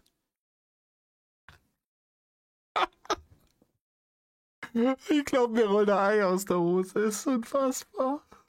Aktivitäten der Menschen, die bei mir vor der Haustür sind oder waren. Da habe ich eine Liste von 5 oder 6 Monaten. Ich habe keinen Tag dabei, wo nicht mindestens 30 Menschen vor meiner Tür sind. Keinen einzigen.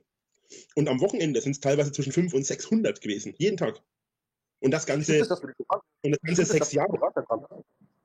Was habe ich? Stimmt es, dass du den Koran verbrannt hast? Nein. Warum sollte ich? Ich bin zwar nicht wirklich gläubig, aber es interessiert mich nicht. Da muss ich jetzt sagen, da habe ich selber eine Wissenslücke. Schreibt mir das rein. Hat Rainer den Koran verbrannt? Ich habe keine Ahnung. Ich interessiere mich doch nicht für andere Religionen oder so ein Scheiß. Und auch nicht für ich interessiere mich nicht mal für meine eigene Religion. Rainer, du hast gesagt, du hast auch gar keine Religion. Nein, versteht's mir nicht falsch. Ich halte Religion für idiotisch und die Vorstellung, dass irgendein Buch heilig sein kann, halte ich auch für komplett bescheuert. Allerdings möchte ich niemandem seine Religion absprechen und auch niemandem absprechen, irgendwelche wüsten Gegenstände aus irgendwelchen mir nicht nachvollziehbaren Gründen für heilig zu halten. Und mindestens genauso bescheuert, wenn nicht eigentlich noch bescheuerter, finde ich es, wenn Leute das heilige Buch das Buch, das für andere Leute heilig ist, verbrennen, nur um den Leuten auf den Sack zu gehen, obwohl die ihm nie irgendwas getan haben. Und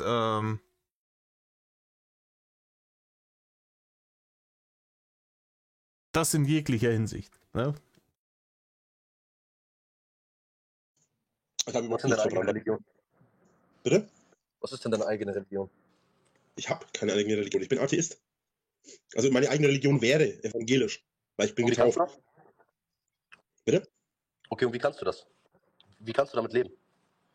Oh Gott, jetzt wird's eine generelle Religions- und Atheismusfrage. Versuch den jetzt zu bekehren. Digga, du warst mir bis gerade eben noch sehr, sehr sympathisch. Verkack das doch bitte nicht. Super. Weil ich niemanden für meine Fehler verantwortlich mache. Das sieht Wieso? nicht so aus.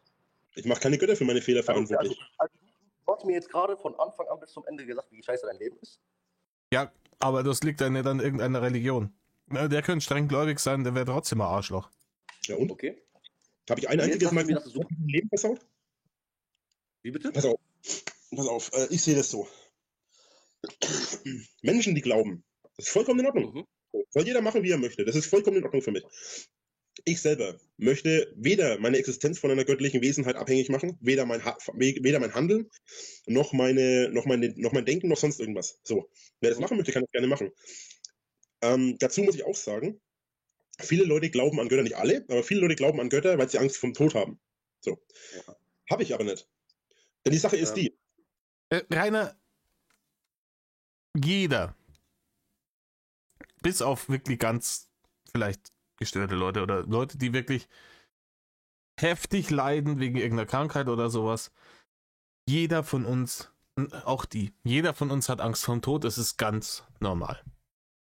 Ich habe Angst vorm Tod, du hast Angst vorm Tod, der Dude, mit dem du da gerade redest, hat Angst vorm Tod, jeder von uns hat Angst vorm Tod. Das ist vollkommen normal. Zu behaupten, du hättest keine Angst vorm Tod, weil du so eine harte Drecksau, es ist wieder mal irgendeine saudumme Lüge von dir, um dich als beinharten Typen darzustellen. Ich lebe seit über 33 Jahren auf diesem Planeten. Und ich habe dir gerade schon erzählt, ich habe mehr als 20 Jahre Hate hinter mir. Und Rainer, im Übrigen, du hast Halbzeit schon überschritten, gell? Das ist dir bewusst. Ja, wenn du so weitermachst wie jetzt, 40, maximal 45, gib wieder. Danach ist Feierabend. Mobbing. Ich möchte nicht nach den 30, 60 Jahren, die ich vielleicht lebe, im Ganzen, möchte ich nicht noch weiterleben. Habe ich kein Interesse dran. Mir wäre es da ehrlich gesagt... Ach, Schmarrn, verzeih mir nix. Ganz ehrlich, ich hoffe wirklich, dass Rainer vor mir stirbt. Einfach nur, damit ich da sein kann. Damit ich was mitkriege. Weil der wird auch seine letzten Stunden noch ins Internet pimmeln. Und da wird er Rotz und Wasser heulen. Ich möchte nicht sterben, 100%ig. Lieber, wenn meine ganze Existenz ausgelöscht werden würde und ich einfach meinen Frieden habe. Ich habe kein Interesse, nach dem Tod weiterzuleben. Weder als Geist, noch als Reinkarnation, noch sonst was. Und deswegen macht ein Gott für mich keinen Sinn. So. Und ich mache auch niemanden für meinen Handel. Wo du hingehst? Bitte? Was denkst du, wo du hingehst? Nirgends. Ich gehe nirgendwo hin. Okay, warte mal, okay. Angenommen, du hast recht.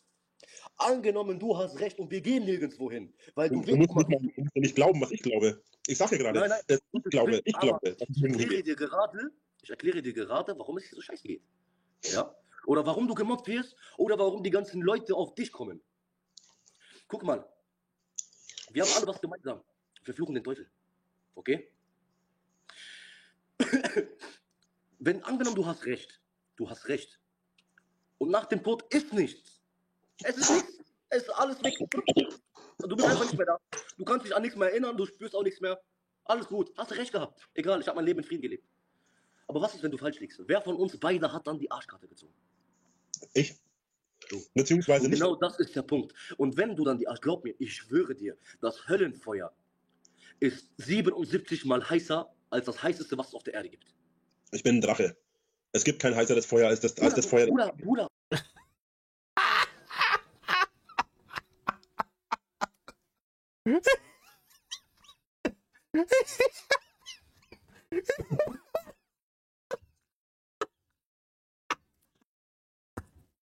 Ich bin ein Drache und das... Ich muss kurz auslachen. Sorry, jetzt habe ich mir wieder. Oder hat einer zu oft Game of Thrones geschaut? Fire cannot hurt the dragon. Mann. Aber jetzt spielen sie Bullshit-Bingo um die Wette. Weil, dieses klassische Argument, was viele religiöse Leute haben, so, ja, aber, hier, vielleicht hast du recht und nach dem Tod gibt es einfach nichts, aber vielleicht habe ja auch ich recht, ja, es ist nie hundertprozentig auszuschließen, dann wird es dir scheiße gehen und mir gut. Deswegen ist ja die einzig logische Variante, das auch, weißt du, das zu tun und zu glauben, was ich glaube, das richtig ist, um auf Nummer sicher zu gehen. Das hat halt bloß einen riesengroßen Logikfehler, weil dieses Argument können halt praktisch alle Religionen dieser Welt für sich beanspruchen und damit ist es null und nichtig, weil es kernunterschiedliche Dialoge gibt, Religionen gibt, die alles in sich behaupten können, nee, muss der sicherheitshalber muss der so leben wie ich. Nur um auf Nummer sicher zu gehen. Ne? Was war es in den südamerikanischen, was waren das, die Maya? Ja, hier, vielleicht haben wir ja recht und Leute opfern auf der Pyramide bringt eine gute Ernte und ein ewiges Leben. Vielleicht sollten wir das machen. Ja? Wir auf Nummer sicher gehen. Horse shit. Und natürlich Rainer, egal wie krank jemand anders Bullshit-Bingo spielt, Rainer hat Bullshit-Bingo durchgespielt. Er kommt jetzt von wegen hier, ich bin der Drache und dem Drachen kann vorher nichts tun, Alter. Du bist kein Drache, Bruder. Was Ich meine, ich bin Narko, ja, aber ich bin kein Narko. Ich bin kein Narko. Glaub mir, wenn es wirklich dazu kommt, ja, wenn es wirklich dazu kommt, dass ich wirklich in der Hölle lande, dann werde ich in der Lava baden, während alle um mich herum brennen. Glaub's mir. Das garantiere ich dir. Und ich garantiere dir das aus einem einzigen Grund. Du bist so stark, wie deine Seele ist. Ja? Gehen wir mal kurz davon aus, dass man davon ausgehen kann. Rainer,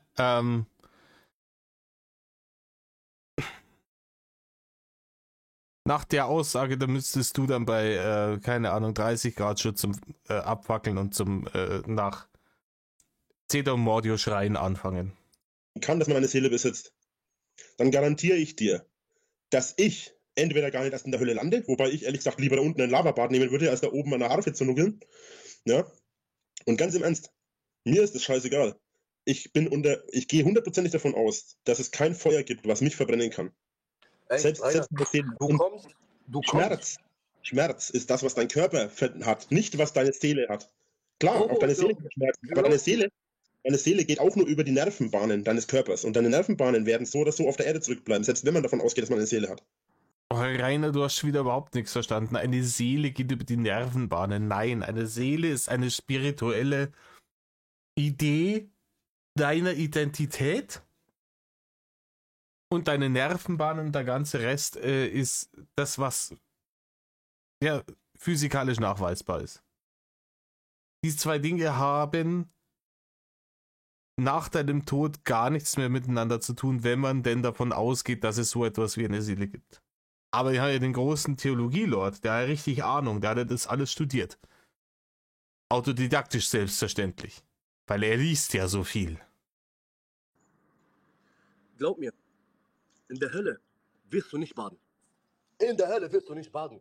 Also guck mal, wenn du die Wahl hast zwischen nie wieder leiden, nie wieder irgendwas Schlechtes spüren oder nur Schlechtes spüren, glaube ich nicht, dass du den anderen, dass du mir in der Hölle baden gehst, weil du denkst, du bist ein Drache. Soll ich dir was sagen?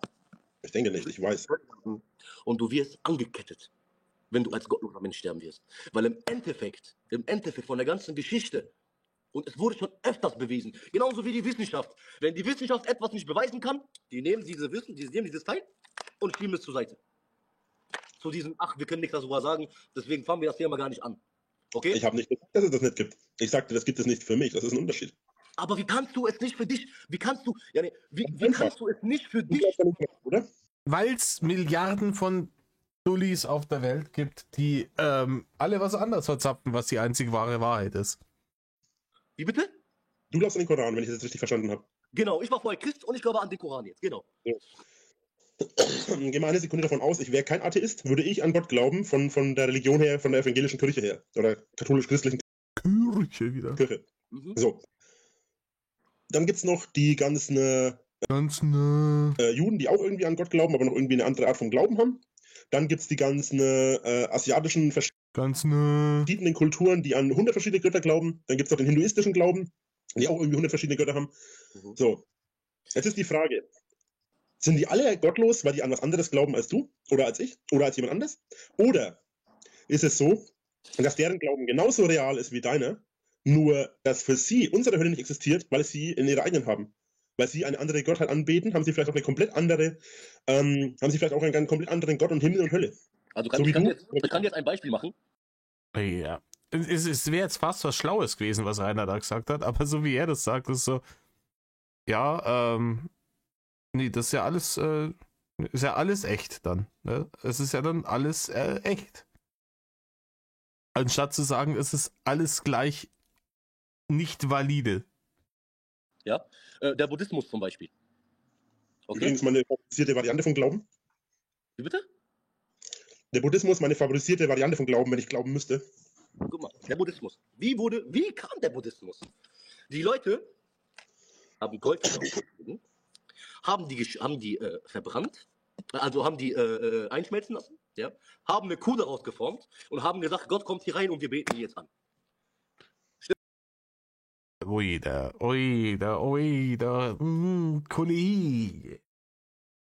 Laber doch sowas nicht. Stimmt? Beim Buddhismus. Nein, es stimmt nicht. Es stimmt nicht. Das mit der goldenen Kuh ist irgendeine hanebüchene Story aus dem Alten Testament. Als Moses oben auf dem Berg war und die anderen haben sie da unten gedacht, so der ist ja schon einen ganzen Monat weggeklappt, dass der hier ist, oder? Ja, schon.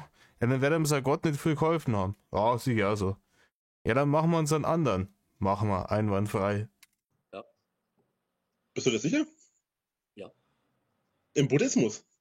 Der chinesische, japanische Glaube, Buddhismus. Hä? Du hast wohl was vertan. Der Buddhismus, du hast dich irgendwie verquatscht gerade. Der Buddhismus ist ja der Glaube, den die chinesischen Mönche haben. Hinduismus, sorry. Das glaube ich schon eher. Auch der Hinduismus hat mit der goldenen Kuh nichts. Hinduismus, Das glaub ich schon eher. ich meine, so ist der Glaube von denen entstanden. Okay? Ja und? In der Zeit, Ich hoffe jetzt wirklich, dass ihr hier gerade den Bibelben macht. Vor 10.000 Jahren, als die Menschen Hat den Koranben, keine so Ahnung. angefangen haben, von die Bäume runterzukommen und aufrecht zu gehen und aufrecht zu vögeln, haben irgendwelche Wissenschaftler ich weiß gar nicht, habe ich vor 10 Jahren oder so mal den Doku gesehen, haben kleine Figuren gefunden von kleinen Gottheiten, wo angebetet wurden. Mhm. Die ganzen Glaubensrichtungen aus dem Arabischen, früher, beziehungsweise ich weiß gar nicht, ist das Arabisch? So, die ganzen Gottheiten, wo die früher hatten, Ra und Ding unten in der, Ägypten, Rainer. Ägypten. Na, in Ägypten, genau. Ich weiß, das war ja auch früher ein anderer Glaube. Jetzt ist es, glaube ich, arabischer Glaube in Ägypten und ich bin mir nicht ganz sicher. Auf jeden Fall ist es ja ganz anderer Glaube früher gewesen. So. Die haben an Ra geglaubt, an Apophis und ich weiß gar nicht, was noch alles. Die hatten nichts zu glauben, die hatten Götzen. Die hatten auch Götter. Götzen. Verstehst du? Die hatten Ra war Aber der Sonnen. lass mal ganz kurz diese Sache beiseite, weil sonst gehen wir zu tief in diese Materie rein. Ja? Fakt ist, wer an nichts glaubt, wie soll man an diesen Menschen glauben? Sag mal.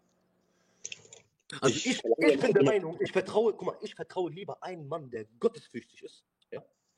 Ein Mann, der gottesfürchtig ist, der weiß, was er von seinem Mund rauslässt. Ich meine, nicht jeder weiß, was er von seinem Mund rauslässt. Ab und zu bei Wut kommen auch Sachen rein, die man nicht sagen möchte.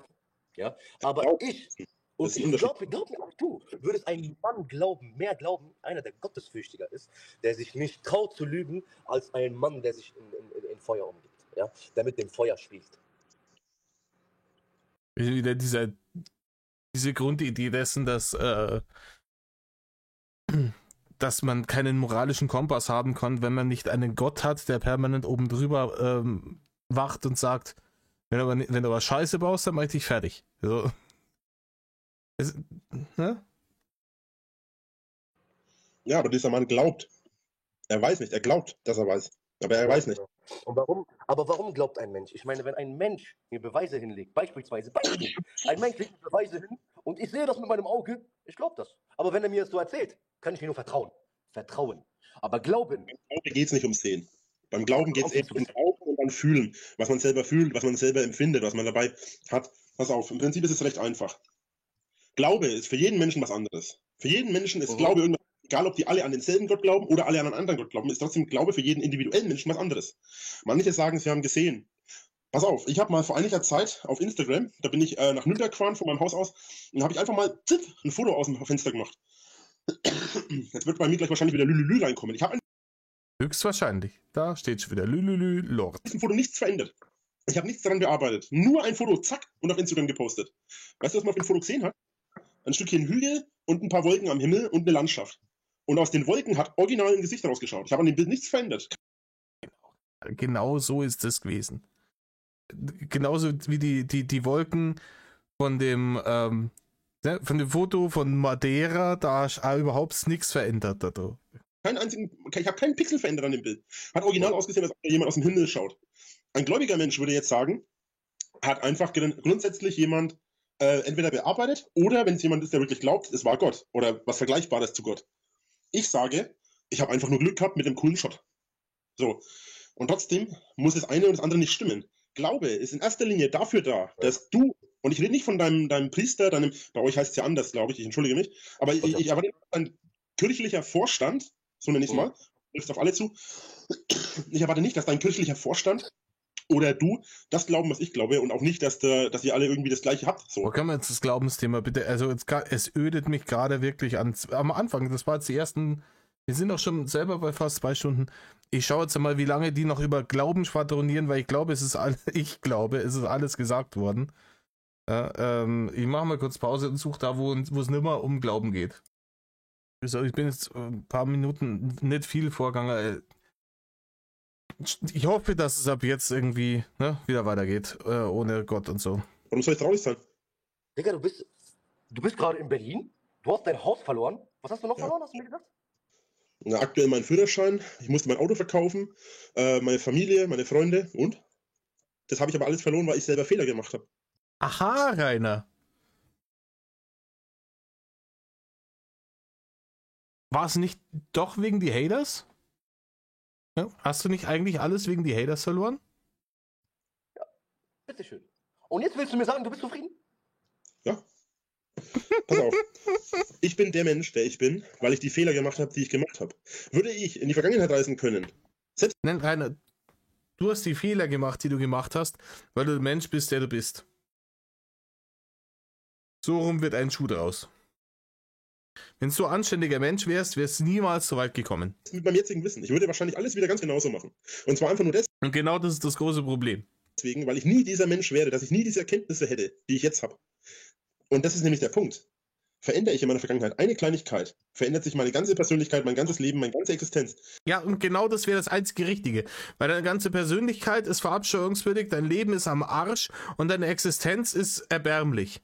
Also ich sag dir ganz ehrlich, wenn ich meine Eltern verliere, ja, dann würde ich sogar die ganze Welt ändern. Und das sage ich dir, wie es ist. Ich habe drum rumgehen und sagen, ach, es ist so. Ich habe meinen Vater verloren. Mein Vater ist vor über 11 Jahren gestorben. Mein Beileid. Eigentlich sogar länger. 2011 ist er gestorben. Aber trotzdem, du darfst deine Vergangenheit nichts verändern. Wenn du in der Vergangenheit was veränderst, wirst du niemals der Mann oder der Mensch sein, der du jetzt bist. Nein, aber darum geht's doch bei dir. Es geht doch genau darum, dass du nicht derjenige sein solltest. Aber Rainer will unbedingt derjenige sein. Und wer bist du jetzt? Er ist derjenige, das habe ich gerade gesagt. Ich bin ein Mensch, Ja, der sag sein mir Leben... nicht Drache, bitte, sag mir jetzt nicht Drache.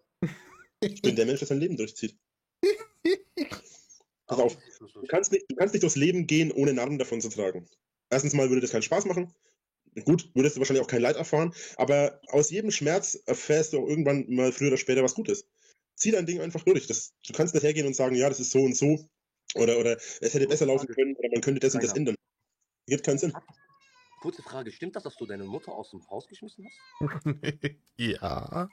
Nein, meine Mutter ist abgehauen mit einem anderen Typen, nachdem mein Vater gestorben ist. Und zwar noch einen Tag später.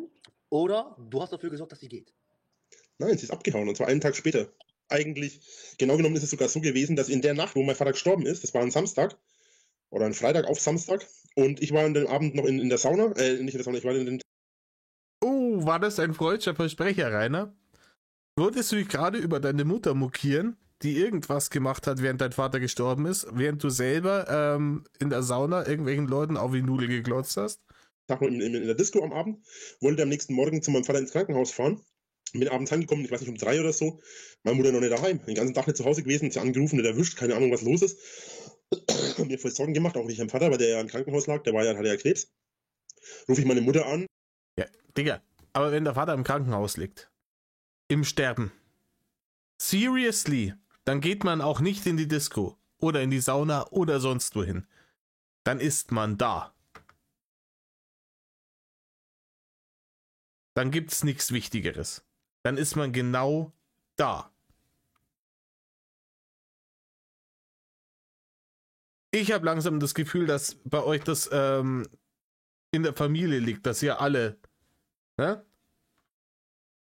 Und der hat auch, keine Ahnung, also entweder wir hätten davor schon irgendwie aus seinem Leben gestrichen, wenn er wirklich ein fürchterlicher Mensch gewesen wäre. Es gibt ja Gründe. Dann hätte sich früher schon verpissen müssen. Aber ansonsten ist man dann im Krankenhaus, wenn der eigene Vater im Sterben liegt. Und nirgendwo anders.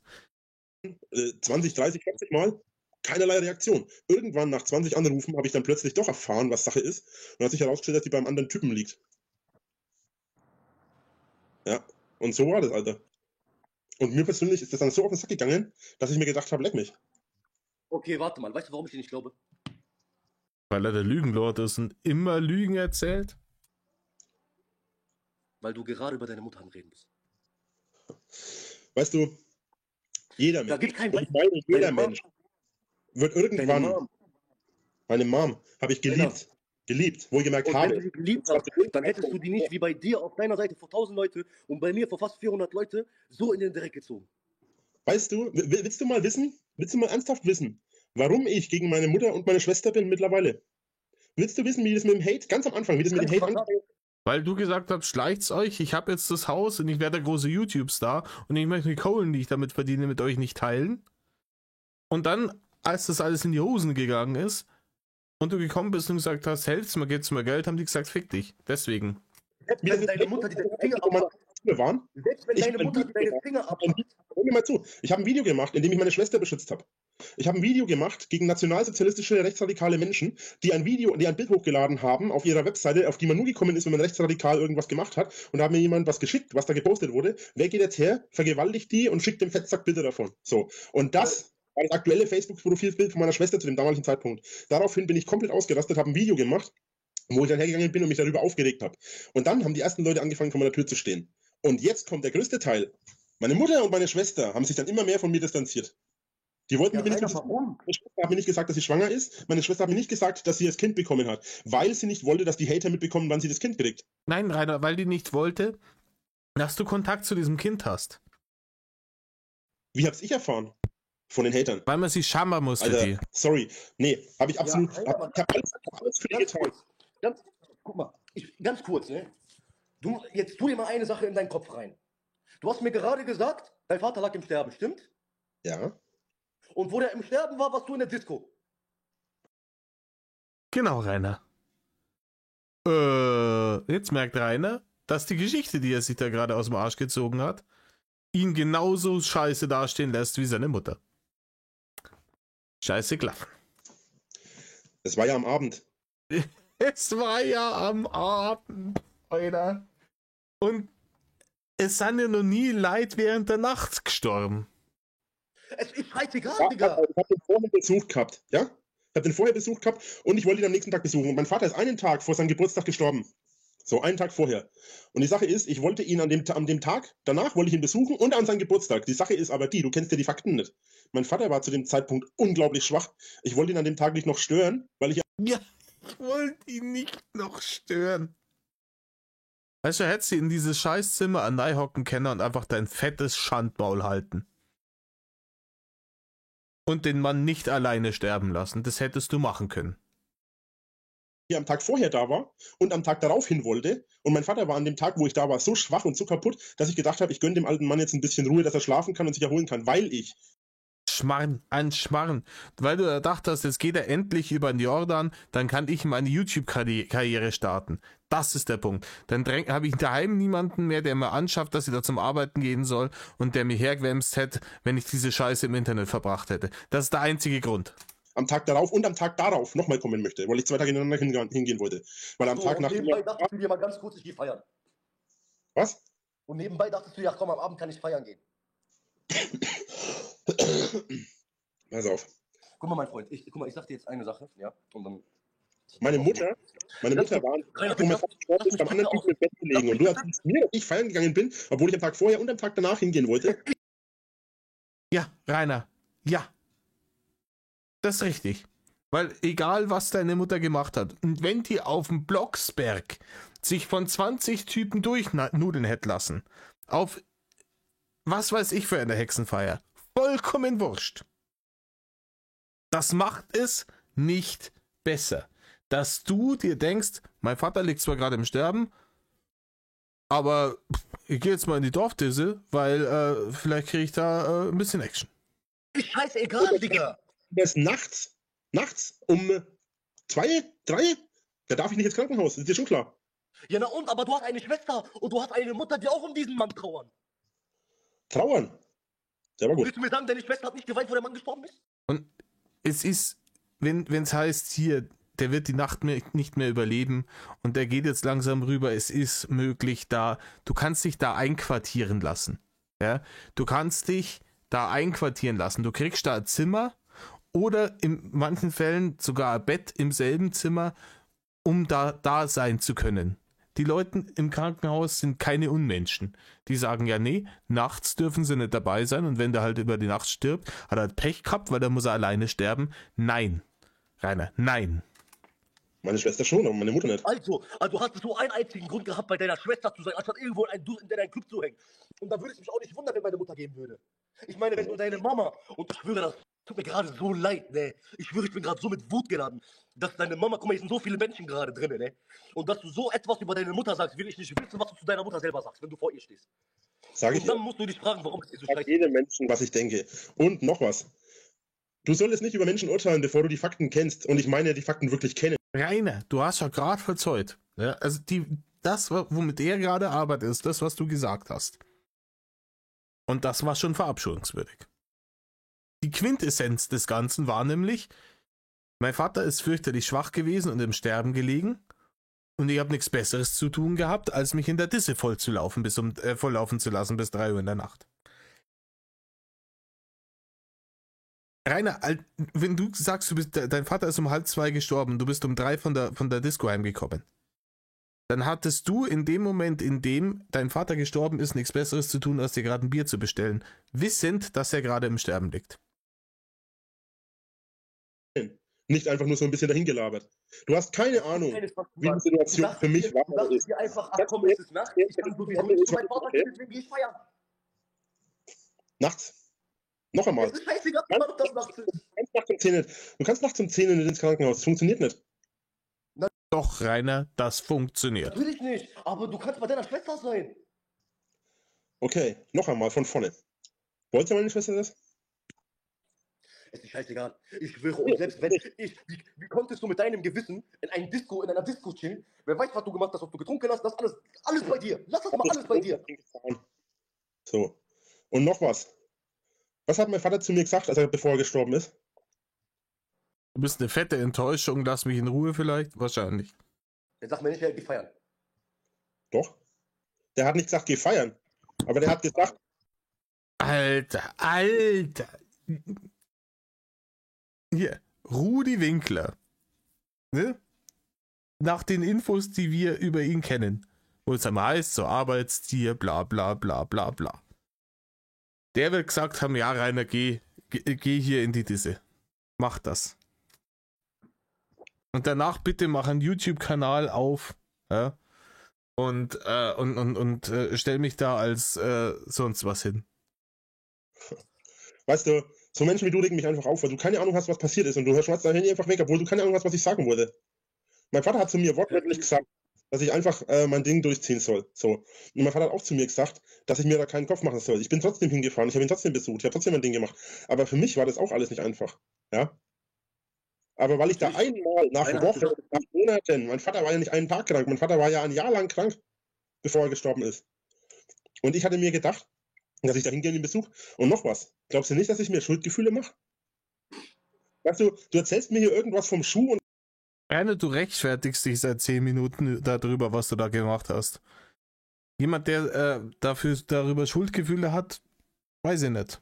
keine Ahnung, und dann sagst du zu mir, dass ich mich so und so hätte verhalten sollen, obwohl du weder dabei warst, noch irgendeinen Fakt darüber kennst. Du hast keine Ahnung, wie meine Schwester zu mir war. Du hast keine Ahnung, wie meine Mutter und meine Schwester waren beim anderen Typen, als mein Vater gestorben ist. Meine Mutter und meine Schwester wollten mit mir nichts zu tun haben. Und ich bin schuld daran, dass andere mit mir nichts zu tun haben. Sorry, Alter, aber ich bin niemand, der sich anderen Leuten aufdrängt. War ich noch nie und das werde ich auch nie sein. Nein, Rainer. Nein, sollen wir mal Baby Chrissy fragen? Oder alle möglichen Bärchen? Ob du jemand bist, der sich anderen Leuten aufdrängt? Ich habe die Baby Chrissy Scheiße noch auf meinem Kanal. Deine Mutter sind keine Leute. Doch, natürlich. Deine Mutter Was hat deine hat dich Mutter 9 Monate in ihrem Bauch getragen. Ja und? Es gibt auch andere Frauen, die ihr Kind in den Bauch getragen haben. Ja, alle, die ein Kind gekriegt haben. Aber die anderen Frauen sind nicht deine Mutter. Weißt du, ich habe einen richtig coolen TikTok, den müsste ich dir eigentlich mal schicken. Da geht es um einen Mann und um einen Sohn. Und dann sagt der Sohn zu seinem Vater, warum liebst du mich nicht? So ungefähr. Und dann sagt der Vater, bin ich irgendwie dazu verpflichtet, dich zu lieben? Ja, weil in dem TikTok der Vater ein Arschloch ist, heißt das nicht, dass du einen Freifahrtschein hast, selber Arschloch zu sein. Den muss ich dir mal schicken, der ist richtig gut. Da geht es darum, wozu er alles verpflichtet ist und was er alles machen muss. Er muss ihn nicht mögen. Er muss seinen Sohn nicht mögen, nur weil es sein eigenes Fleisch und Blut ist. Natürlich ist es schöner, wenn man das hat. Natürlich ist es besser, wenn man das hat. Aber ich sag dir mal, nicht jeder Mensch hat eine funktionierende Person in seinem Umfeld, Mann, Frau, Mutter, Vater, Bruder, Schwester, Onkel, Tante. Oder kannst du mir nicht erklären. Glaub mir, ich bin ohne Vater aufgewachsen. Ich bin ohne Vater aufgewachsen. Ich weiß auf jeden Fall, was du mir gerade sagen willst. Aber meine Mutter zum Beispiel, meine Mom, und ich liebe meine Mutter. Ich liebe sie immer noch. Sie hat mich an manchen Situationen hat sie mich allein gelassen, ja, weil ich sonst nicht anders gelernt hätte. Ja. Ich hätte sonst nicht anders in meinem Leben gelernt. Ja? Ich habe meine Mutter nie beleidigt, ich habe meine Mutter respektiert, alles schön und gut, aber ich habe einfach draußen zu viel Scheiße gebaut. Zu viel. Das war zu viel für meine Mutter. Danach musste ich einen Weg gehen, ja, der hart war. Aber im Endeffekt, wo ich meine Mutter angerufen habe, ist sie dran gegangen. Und ich gebe dir Brief und Siegel. Ruf deine Mutter jetzt an. Sag ihr, es tut mir leid. Nein, das war jetzt keine Aussage. Das war keine Aussage. Ich meine, ruf deine Mutter jetzt an. Bitte sie um. Und du wirst sehen, ich schwöre dir, du wirst sehen, wie sie barmherzig wird. Ganz einfach. Warum? Weil eine Mutter liebt ihr Kind. Ich meine, nicht jede. Ich schwöre, das ist auch wirklich traurig. Ich meine, meine Mutter wurde adoptiert aus Kolumbien von italienischen Eltern. Ja? Sie wurde adoptiert, weil meine richtige Oma, ne, sie nicht so geliebt hat. Weil Kolumbien ist eine ganz andere Sache. Kolumbien, Medellin, das sind ganz andere Gebiete. So, verstehst du? Ich meine, natürlich war es nicht richtig, ja, aber im Endeffekt hat meine richtige Oma meine Mutter angerufen, vor kurzem, ja, und noch vor ein paar Jahren, um zu sagen, dass sie liebt. Egal, was im Nachhinein passiert ist. Und glaub mir, jede Mutter hat in ihrem Herzen so etwas. Glaub mir, wäre meine Oma zum Beispiel nicht da gewesen, wäre ich. Und das schwöre ich dir. Und deswegen kann ich sagen, es gibt einen Unterschied. Entweder kämpfst du für das, was du liebst, ja, und du machst das Beste draus, oder du machst weiter dein Ding, ja, denkst, ich würde da drin baden, in Hölle baden und was weiß ich, und ich bin ein Drache und keine Ahnung. Aber ich kann dir eins sagen, dass das nicht das Wahre ist. Ich schwöre, das ist nicht das Wahre, weil wir schlafen, egal wie hart einer ist, ja, egal wie hart, am Ende schlafen wir alle auf einer Matratze, auf einer schönen, weichen Matratze, mit einer schönen Decke. Es kann mir keiner auf hart machen, ich bin voll der Krasse und dies und das und ich gehe auf Stein schlafen. Nein. Nicht auf. Nee, ich rede nicht von dir, ich rede gerade von der Allgemeinheit, okay? Ja, wolltest nur anmerken. Ja, alles gut, ich greife dich hier gerade in keiner Weise an. Alles gut. Ich greife dich hier in keiner Weise an. Aber ich kann dir eins sagen, deine Mutter, deine Mom ist nicht irgendeine. Deine Mom sind nicht irgendwelche Leute. Dank deiner Mutter bist du gerade hier live. Ich habe es jetzt ein bisschen laufen lassen, auch weil Rainer hat ja jetzt wenig gesagt, aber man sieht wieder, es ist ihm vollkommen scheißegal. Er macht hier einen auf Jedi-Geist. Und der Blick ist auch so, erzähl doch du mir, was du willst, mir vollkommen wurscht. Dank deiner Mutter lebst du überhaupt. Und jetzt sag mir bitte nicht, hätte sie das mit dem Leben rausgelassen. Weil du bist nicht der Einzige, der auf seinen Tod wartet. Ich warte nicht auf deinen Tod. Aber Ich das ziehe hast durch, du, wenn ich draufgehe. Wenn ich draufgehe, gehe ich drauf, Punkt. ja, das heißt, du wartest auf deinen Tod. Du hast gerade selber gesagt, du möchtest keine 60, 70 Jahre leben, stimmt? Nein, ich habe gesagt, ich möchte nicht, ich habe nicht gesagt, ich möchte keine 60, 70 Jahre leben. Ich sagte, dass ich nach meinem Leben nicht weiterleben möchte. Das habe ich gesagt. Ich lebe Ja, so lange, wie ich lebe und dann gehe ich drauf. Du hast doch gerade gesagt, ich möchte keine 60, 70 Jahre lang leben und erst recht nicht, wenn im Nachhinein. Du hast gesagt, Also, lieber bin ich in der Hölle und bade in Lava, anstatt irgendwo irgendwas zu lutschen. Das hast du gesagt. ja, ich sagte aber auch nicht, dass ich keine 60, 70 Jahre alt werden will. Ich sagte, dass ich nicht unsterblich sein will und ich sagte, dass ich nicht länger leben will, dass ich nicht nach meinem Leben weiterleben will. Das habe ich gesagt. Wenn ich sterbe, dann möchte ich einfach weg sein, dann möchte ich meine Ruhe haben. Danke für die 50% vom Ziel, Leute. Ich habe kein Interesse an Sterblichkeit und ich habe kein Interesse, nach meinem Leben weiterzuleben. Okay, du sagst, deine Mom ist abgehauen, ja? Schon, ja. Gute Frage, von deiner Mom, die Mom, lebt sie noch? Ist ein Jahr von meinem Vater gestorben. Also deine Oma. Und Ja. von deiner Vaterseite auch? Nee, die ist später gestorben. Allerdings ist es schwierig zu pauschalisieren, wenn man es genau Allerdings ist das die du auch abgeschoben hast. nimmt, weil die war, die hatte Aussetzer, die war Die hatte das Problem, dass sie einen räudigen Enkelsohn hatte. Dem sie scheißegal war. komplett weg. Also im Prinzip war sie schon früher gestorben. Ihr Körper war noch da, aber ihr Geist war irgendwie nicht mehr da. Weißt du, was ich meine? Oh, danke, jetzt haben wir 80% von dem Erfolg. Ich weiß nicht, die kannte einen auch nicht mehr. Die hat einen nicht mehr erkannt. Die hat mit einem irgendwie, ein paar Sachen hat sie noch gesagt, aber die war halt eigentlich nicht mehr da. Und die ist dann inzwischen aber auch gestorben. Die ist 2016 Leute, guck mal, oder 17 ist sie gestorben. ich glaube, man braucht jetzt nicht auch jetzt jeden Menschen, weil er eine Sache falsch gemacht hat, den alles so hinzulegen. Ich meine, ich halte nichts davon, nein, auf gar keinen Fall. Aber deine Oma ist ins Heim gekommen, ne? Bitte? Deine Oma ist ins Heim gekommen, oder?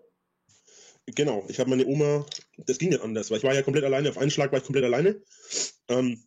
Ich hatte zu Hause noch Hund, Katzen und zig andere Viecher. Meine Mutter, das waren eigentlich alles die Tiere meiner Mutter, sowohl das Pferd als auch der Hund und auch noch andere Tiere. Einzig die Katze war meine, um die ich mich gekümmert habe. Und ja, ich war ja zu dem Zeitpunkt, bin ich ja ganz normal arbeiten gegangen. Ich hatte zu dem Zeitpunkt ja nicht YouTube gemacht oder so. Das habe ich zwar auch nebenbei gemacht, aber ich habe zu der Zeit noch ganz normal gearbeitet. Und ich konnte mich dann ja Ganz normal gearbeitet. Schaut euch den Lebenslauf nochmal an, wenn es bei Gelegenheit einmal nochmal vor die Fresse kriegt.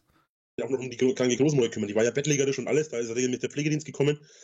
Meine Mutter war auch als Pflegedienst, also als Hauspflege eingetragen für die Großmutter. Aber die hat sich irgendwann auch nicht mehr darum gekümmert. Also die Großmutter hat bei uns im Haus gewohnt. Und dann habe ich halt letzten Endes notdürftig die Entscheidung getroffen. Letzten Endes notdürftig die Entscheidung getroffen, ja genau. Die nicht anders gegangen ist. Ich musste dann die Oma in die Pflege geben. Weil ich konnte mich da nicht drum kümmern mehr. Ich hatte ja keine Chance, das alleine zu machen. Aber positiv, wir sind hier auf dem Endspurt. Ja, den Scheiß von ihm hier alleine, am Schluss, den gebe ich mir nicht mehr. Aber den direkt ziehen wir jetzt noch schnell durch. Und meiner Mutter, meinem Vater seine Schwester, die hat sich dann später um alles so weiter gekümmert. Der Mutter sein Gesicht. Aber die war ja auch zu weit weg. Die hat ja auch irgendwie Kilometer weit weg gewohnt. Die hat Kilometer weit weg gewohnt. Ja, wie viele Kilometer denn? Wenn die jetzt 5 oder 10 Kilometer weit weg wohnt, hat es vielleicht nicht so der Riesenaufwand, sich um die Oma zu kümmern. 10, 20, 30 Kilometer weit weg hat die gewohnt. Die konnte sich dann auch Ja, wie viel denn jetzt? nicht drum kümmern. Die konnte ja auch nicht jeden Tag dahin fahren. Das wäre ja utopisch gewesen. Man kann, guck mal, Rainer, ich kann dir einen Tipp geben. Man kann immer, wenn man will. Ja, mein Uropa ist 99 Jahre alt. 99 Jahre ist dieser Mann. Der wird dieses Jahrhundert, so Gott will. Der ist 99 Jahre und meine Oma, von meinem Vater, die Mutter, die kümmert sich immer noch bis heute um ihn. Obwohl sie selber ein Fall ist. Verstehst du, was ich meine? Ich meine, wenn man will, kann. Aber nicht jeder opfert seine Zeit zu pflegen, zu dies, zu das. Verstehst du? Oder einfach da zu sein. Manche Leute gehen auch einfach in die Disco. Nicht jeder macht das. Das macht Vergisst nicht. aber in der Situation den Fakt, dass nicht jeder kann. Weil die Sache ist die. Die Sache ist die, dass Rainer auch keinen Bock auf so eine Scheiße hat. Weil hatte er ja nichts davon. Ja, die Oma musste weg, weil Rainer aufs Festival musste. Dafür, dass der Vater gerade gestorben ist, als Rainer gerade Bock hatte auf Disco, da kann der Rainer nichts dafür. So ein Ding ist das nämlich. In Rainers Kopf. Wenn jemand 20, 30, 40 Kilometer weit weg wohnt, kann der nicht jeden Tag da hinfahren und sich um die Person kümmern. Ja, jetzt sind 30, 40, 50 Kilometer. Vorhin waren es noch 10, 20, 30. Wie viele sind es jetzt gelogenerweise? Und die Person zu denen zu holen, war auch keine Option, weil die keinen Platz dafür hatten. Ja. Ich sagte, wer nicht 30, 50, 100.000 Kilometer weit weg gewohnt hat. Du, weil du nämlich im selben scheiß Haus gewohnt hast.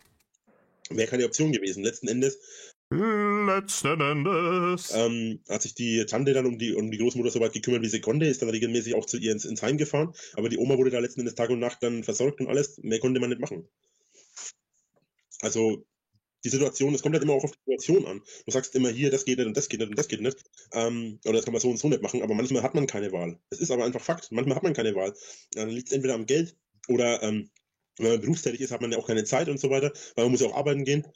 Und viele andere Fakten. Ja, wenn man berufstätig ist schon. Aber es gibt eins, was du da nicht warst, und das war berufstätig. So, man kann jetzt zum Beispiel die kranke Großmutter, ich kann die nicht 8, 10, 12 Stunden alleine lassen. Das funktioniert nicht. Die liegt im Bett. Wenn ich auf Arbeit gehe, liegt die noch im Bett. Eine Stunde später oder was, wenn ich auf Arbeit gefahren bin, kommt dann der Pflegedienst, hebt sie aus dem Bett raus, setzt sie an. Fängt sie an dem Tisch zu essen, wird dann sauber gemacht, gewaschen und alles. Und dann wird sie da sitzen gelassen, weil die ja sich nicht gleich wieder ins Bett legen kann. So. Alleine kann sie aber weder aufstehen, noch kann sie sich ins Bett legen, noch sonst irgendwas. Meine Mutter und meine Schwester sind beide nicht arbeiten gegangen zu dem Zeitpunkt, als mein Vater gestorben ist. Und die waren trotzdem nicht zu Hause und haben sich darum gekümmert, sondern ich war der Einzige, der zu dem Zeitpunkt arbeiten gegangen ist. Und wenn ich dann nach Hause gekommen bin, habe ich mich entweder hingelegt, weil ich aus der Nachtschicht oder Spätschicht gekommen bin, da war ich total im Arsch. Was hast du denn gearbeitet? Unterwegs, weil ich in der Frühschicht war. Also was hast du denn gearbeitet, wenn ich fragen darf? Ich habe alles Mögliche schon gemacht, aber zu dem Zeitpunkt habe ich Teile für Autos hergestellt. So Laserarbeit. Ganz kurz. Amar, ich gebe dir jetzt Moderator. Stimm mal bitte die Leute, die richtig viele Sachen mehrmals hintereinander schreiben, bitte.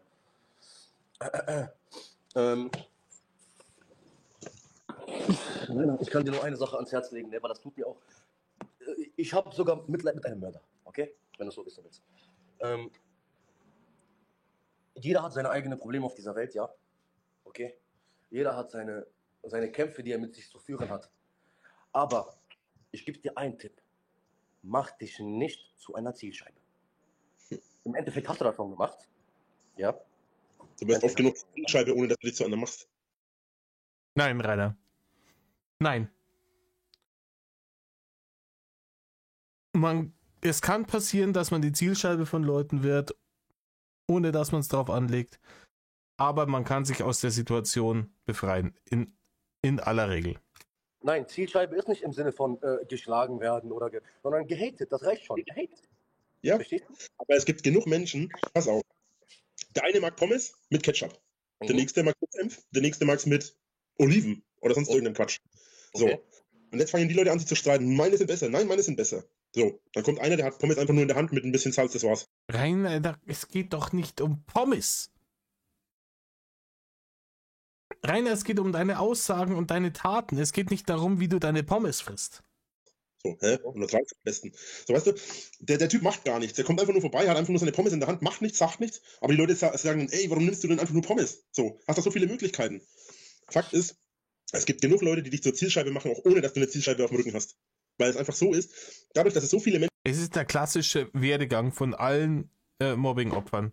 Die haben einfach bloß ihre Pommes falsch gefressen. Daran lag's.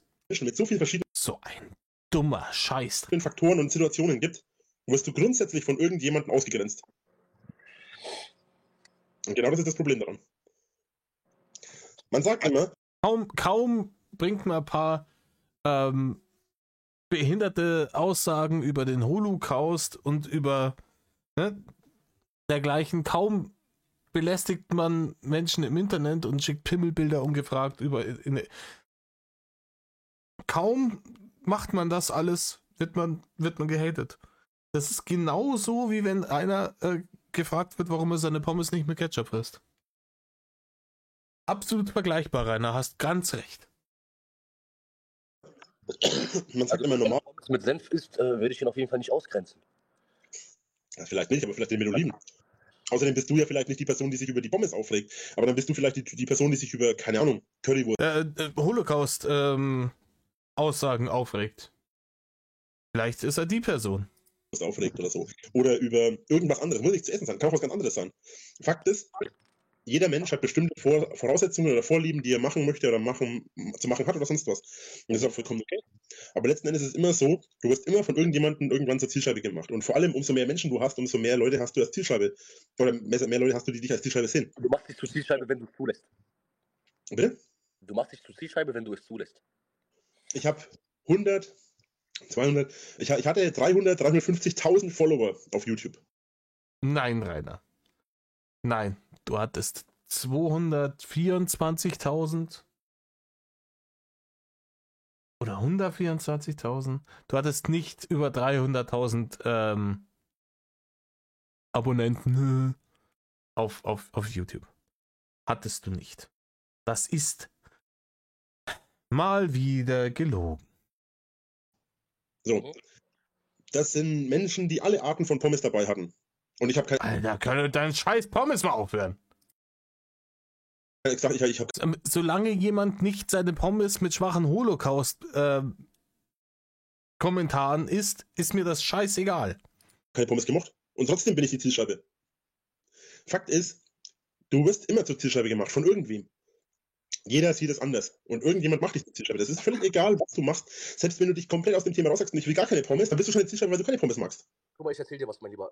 Wir hatten bei uns auf der Schule. Labert so eine gequälte Scheiße. Das ist so dieses, ich kann nichts dafür, dass mich die Leute haten, etc. Ja, weil jeder wird immer gehatet und deswegen kann ich auch gleich einfach machen, was ich will. Weil wenn ich mich jetzt ändere, das ändert ja nichts. Weil ich werde nicht gehatet, weil ich ein dämlicher Wichser bin, sondern ich werde gehatet, weil das praktisch Schicksal ist. Die Leute haten halt einfach. Schule, das ist die schlimmste Schule, die es überhaupt in Oberhausen gibt. Ja, Gesamtschule Osterfeld. Wenn ihr ein paar Leute sind, die in der Nähe kommen und die kennen, die wissen, was das für eine Katastrophenschule ist. So, und dort ist es so, wenn die Leute, zum Beispiel, ich fange jetzt an, auf diesen einen einzustecheln und ich sehe, wie der Junge es zulässt, fangen alle auf einmal. Stimmt das nicht? Stimmt das nicht? Hältst du das nicht für ein bisschen zu einfach, jemandem die Schuld zu geben, den du angreifst? Hältst du es nicht für ein bisschen zu einfach, Rainer, zu sagen, ja, nee, die Leute haten mich, aber einfach nur so, weil die halt haten? Nein. Ich habe niemandem die Schuld gegeben. Ich meine, guck mal. Doch, hast du. Nein, beispielsweise, einer kommt zu mir und der probiert mich zu mobben, der probiert Faxen auf mich zu machen, ja? Show du Hund und Show du dies und kennst diese Faxen. Okay? Beispielsweise. Und ich lasse es zu.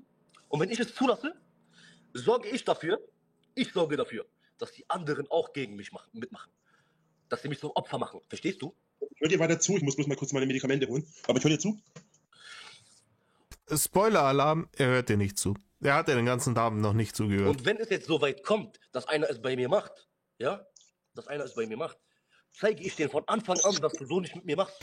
Und genauso werden die anderen dann auch nicht mitbekommen. Also so werden die anderen dann auch nicht weitermachen oder anfangen zu mobben oder diese Faxen noch einzumachen. Verstehst du, was ich dir sagen will? Nein, versteht er nicht. Ja. Ich meine, wenn du dich hinstellst mit einer Zielscheibe und sagst, hier bin ich bin das Opfer von dies, die Leute machen dich fertig. Ich schwöre, die Leute machen dich fertig. Ich meine, ich bin mit dir live gekommen, die Leute kommen rein und ich höre die ganze Zeit, Lügenlord, frag nach dies, frag nach das, bei Gott der lügt, bei hier der lügt und da der lügt. Ja? Und dann denke ich mir, ja, das könnte gut sein, dass das der Lügenlord ist. warum hast du es so weit kommen lassen? Weil er der Lügenlord ist. Gesagt habe. Entweder ich gebe klein bei und lösche mich aus dem Internet, dann haben aber die trotzdem gewonnen und zu dem Zeitpunkt war ja schon bekannt, wo ich wohne, das heißt, die hätten trotzdem weitergemacht, was sie auch gemacht haben, nachdem ich habe jetzt ein paar Monate lang nichts gemacht, ich habe keine Videos. Rainer, das ist gelogen, du hast nicht ein paar Monate lang nichts gemacht. Du hast ein paar Wochen lang nichts gemacht, als du keinen Rechner hattest. Und sogar da hast du eigentlich streng genommen Dinge gemacht. Geladen, habe keine Streams gemacht, nichts. Trotzdem wurde ich weiterhin angegriffen, obwohl ich nichts mehr getan habe. Ich war nicht zu sehen, ich war nicht zu hören, ich war nicht zu riechen, ich habe nichts getan. Und trotzdem haben mich Leute angegriffen. haben Leute angefangen zu posten, wo ich bin, haben angefangen rumzublären, was ich mache und so weiter und so fort, haben sich auf tausenden von Telegram-Seiten und Instagram und Twitter und ich weiß gar nicht wo noch alles, sich zusammengesetzt und mich zu jagen. Die jagen mich, wirklich, ernsthaft, die jagen mich durch ganz Deutschland. Das machen die seit Jahren jetzt. Also, beziehungsweise seit einem Jahr. Ich bin jetzt seit einem Jahr, in Anführungszeichen, viele sagen, ich bin auf der Flucht, ich sage, ich bin unterwegs, wie auch immer. Und die machen das jetzt seit einem Jahr. Und davor haben sie es 9 Jahre lang bei mir zu Hause gemacht. Mal kurz, ich muss mal kurz gucken. Wie viel muss ich jetzt da einnehmen? Er hat die Leute eingeladen, weil er Poster auf seinen Hof verkaufen wollte und dann hat er die Polizei gerufen, weil jemand frech zu ihm war. Ich habe die Polizei gerufen, weil mich jemand mit dem Schlagstock angegriffen hat, vor anderen. Nein, das stimmt nicht. Der Einzige, der die Schlagstöcke immer mit rausgenommen hat, beziehungsweise die alten Besenstiele, das warst du. Und ja, ich habe es mit dem Posterverkauf gemacht, aber nur deswegen, Weil du zu dumm warst, deine Stromrechnung zu bezahlen. weil zu dem Zeitpunkt bereits bekannt war, wo ich wohne, die Leute sowieso gekommen sind und ich mir gedacht habe, Rainer, das stimmt nicht. Das stimmt nicht. Die Leute, die vor dem Posterverkauf gekommen sind, die kannst du an einer Hand abzählen. ich versuche mein Image mal entsprechend aufzubessern, indem ich mich freundlich, vernünftig und anständig gebe. Ja, das hat richtig gut funktioniert, Rainer. Wir haben alle mitbekommen, was da los war. Wie freundlich du dich verhalten hast diesen Leuten gegenüber. Habe ich getan. Nein, hast du nicht. Ansonsten hätte Herr Müller nicht kommen müssen. Dann kommt so ein Typ und beleidigt mich eine Stunde lang, 2 Stunden lang. Du könntest die Leute fragen, die vor Ort waren. Da gab es Typen, die haben mich eine Stunde lang beleidigt. Ich habe den irgendwann angefangen zu ignorieren. Am Anfang habe ich ihm noch gesagt, was er möchte und so weiter. Dann hat er mich gefragt, was das kostet, was das kostet, was das kostet. Habe ich ihm alles freundlich gesagt, habe mir alles freundlich verhalten. Und am Ende war ich letzten Endes trotzdem der Gelackmeierte, weil der Typ dann so lange da rumgemacht hat, bis ich dann vors Tor gegangen bin. Der zieht einen Schlagstock und greift mich an und schlägt mich 3-mal. Ja, genau so ist es passiert. So, erster Schlag war auf dem Bauch, zweiter Schlag war am Bein, dritter Schlag ging auf den Kopf. Habe ich aber dann zum Glück abwehren können rechtzeitig, weil die ersten 2 Schläge Ja, mit deinen katzenhaften Reflexen, Rainer. hat er mich auch nur getroffen, weil ich das nicht rechtzeitig gemerkt habe. Damals war ich auch noch ein bisschen sportlicher, war noch nicht so schwer wie heute. Ja, und trotzdem. Und dann bin ich in der Zwischenzeit, wurde ich mit Wisst ihr noch damals, bei dem Posterverkauf gemacht hat, wo er noch olympischer Turmspringer war? Schlagstöcken, mit Messern, mit Schusswaffen bedroht und auch angegriffen teilweise. Ich habe auf meiner rechten Hand lauter Narben. Weil du durch den scheiß Stacheldraht gelangt hast und dir da die Bratzen aufgerissen hast dabei. Dem Stacheldraht, den nicht die Hater an dein Tor getackert haben, sondern du. Und viele andere Sachen, weil ich einfach überall die ganze Zeit angegriffen wurde. Meine ganze linke Hand ist von ab. Schau mal, siehst du das? Sieht man nicht richtig bei dem Filter. Ich habe überall Narben. Ja? Warum habe ich die? Ja, mache ich aber nicht, weil wenn ich den Filter wegmache, dann versuchen die Leute rauszufinden, wo ich im Hotel bin. Und dann greifen sie das Hotel so lange an, bis ich aus dem Hotel fliege. Das ist der nächste Punkt nämlich. Wie sollen die denn wissen? Glaub mir, die haben mich schon wegen noch kleineren Sachen gefunden. Die haben mich schon mal gefunden, wo ich letztes Jahr unterwegs war ich glaube von Nürnberg aus bin ich da gefahren auf der Autobahn Richtung Bremerhaven hoch und da habe ich einen Livestream im Auto gemacht und du hast nur die kleine Ecke hier, oder das war glaube ich ein Querstream, hast du nur an der Seite das kleine Eck sehen von meinem Stream, wo ich in dieser kleinen Ecke hast du dann aus dem Fenster schauen können und hast gesehen, wenn ich unter Brücken durchfahre. Und dann haben die lauter Bilder veröffentlicht und versucht zu sehen, auf welcher Autobahn ich unterwegs bin, anhand von den Brücken und lauter so ein Scheiß. Graffiti an den Brücken und alles. Also das ist abartig. Das sage ich dir immer wieder, das ist abartig, wie die Leute sich da verhalten. Das ist wie in einem schlechten Film. So, ich würde Reinhard, ich habe den Stream gesehen. Das war ein schlechter Film. mich jetzt mal verabschieden, weil ich muss jetzt mal meine Medikamente nehmen. Ich nehme das momentan wegen Schleimlöser und so. Und außerdem wollte ich eigentlich bloß eine Stunde streamen. Jetzt sind wir schon 1 Stunde 40 online. Ja, Gott sei Dank. Und den möchte ich jetzt auch nicht länger aufhalten. Alles gut. Rainer, ich gebe dir noch einen Tipp. Lösch dich, Rainer, lösch dich. Bester Tipp. Ja. Vergiss nicht, wer du bist. Okay? Und vergiss auch nicht, weswegen du überhaupt gerade hier bist. Dieses Leben ist im Islam bei uns. Es ist alles, was du erlebst, nur ein Test. Aber wenn du dich mit Feuer umgibst, dann brauchst du dich nicht zu wundern, dass du nur Feuer bekommst. Das ist Feuer genau das, was ich brauche. Genau. Und dann fragst du dich, warum du gerade um die Welt reisen musst. Aber Feuer muss nicht immer schlecht sein. Rainer, dann ist doch alles gut. Dann ist doch der Hate und du sind doch eine Symbiose. Wenn's Feuer doch gut ist für dich, ja, dann ist doch alles, dann geh doch raus und lass dich moppeln auf freier Straße. Dann sag doch den Leuten, wo du bist. Mit Feuer kannst du mit Feuer viel Gutes machen. Du kannst dir was zu essen kochen, du kannst damit Bakterien abtöten, du kannst damit Sachen sterilisieren, du kannst dir was Warmes zu essen kochen und was Warmes zu trinken machen. Feuer ist nicht immer schlecht. Viele sehen Feuer immer als das Schlechte, aber das ist es gar nicht. Außerdem ist auch Feuer ein Lebewesen. Keiner. Feuer ist ein Element und kein Lebewesen. Bist du komplett. Feuer atmet, Feuer braucht was zu fressen. Auch Feuer ist ein Lebewesen, Feuer ist kein Lebewesen, Rainer. in gewisser Weise.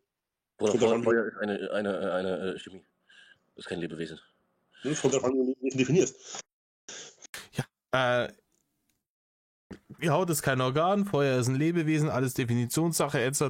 Der Physiklord hat wieder zugeschlagen. Feuer braucht Sauerstoff zum Überleben. Ohne Sauerstoff stirbt es. Ohne Brandstoff, was es frisst, kann es nicht überleben. Es kommt darauf an, wie du Leben definierst. Also, jetzt muss ich aber wirklich raus. Danke fürs Dasein. Hat mir auf jeden Fall Spaß gemacht. Vielleicht kann man ja bei Gelegenheit mal wieder streamen zusammen. Wenn du Bock hast, natürlich nur. Und dann wünsche ich dir noch einen schönen Abend. Dir auch.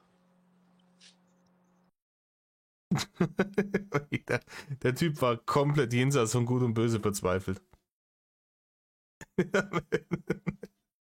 Hier kommt noch irgendwas von Rainer. Oh je. Ich glaube, den Armin habe ich jetzt ganz schön traurig gemacht. Ja, Rainer, mich machst du auch traurig. Deine Existenz macht mich traurig. Also, passt auf. Ich danke euch fürs Zuschauen. Ich danke euch fürs Dabeisein. Ihr habt wirklich, wirklich, wirklich viel ausgehauen. Ihr habt wieder 3 Ziele erfüllt. Einmal habt ihr 100 Schweinchen geschickt. Ihr habt einmal, ich glaube 10 Hüte waren es und einmal habt ihr auch 10 Schatzkisten geschickt. Also ich danke euch auf jeden Fall vielmals fürs Zuschauen und für eure Unterstützung. Ich bedanke mich auch bei den 717 neuen Followern. Richtig, richtig cool. Wir haben eine 46.600 Gesamtklickzahl. Hier wird es einfach nur mit Statistiken geflext. Er bedankt sich dafür, dass es viel Kohlen gibt. Wie gesagt, was der andere dann noch nachgeschossen hat, juckt mir nicht. In diesem Sinne, nach 2,5 Stunden, ich hoffe, also die paar Verzweifelten, die noch dabei sind, die gesagt haben, hey, ja, Kasper hat sich das 2,5 Stunden gegeben, dann gebe ich mir das jetzt auch 2,5 Stunden. Brüder im Geiste. Danke dafür. Wie gesagt, die nächsten Videos werde ich schauen, dass ich Zusammenfassungen kriege. Weil ihr kennt's mich. Ja, wenn hier die Scheiße bei ihm 1,5 Stunden dauert, wie lang es dann bei mir rauskommt. 1 Stunde oder sowas schneide ich mir ganz gern mal aus den Rippen. Aber wenn ich mich dann hinsetzen muss und mir denke, ja komm, die nächsten 2,5, 3 Stunden sitze ich da wieder Depp. Weiß ich nicht. Habe ich bessere Sachen zu tun. In diesem Sinne. Tut nicht, was Rainer tut. Und Medal off.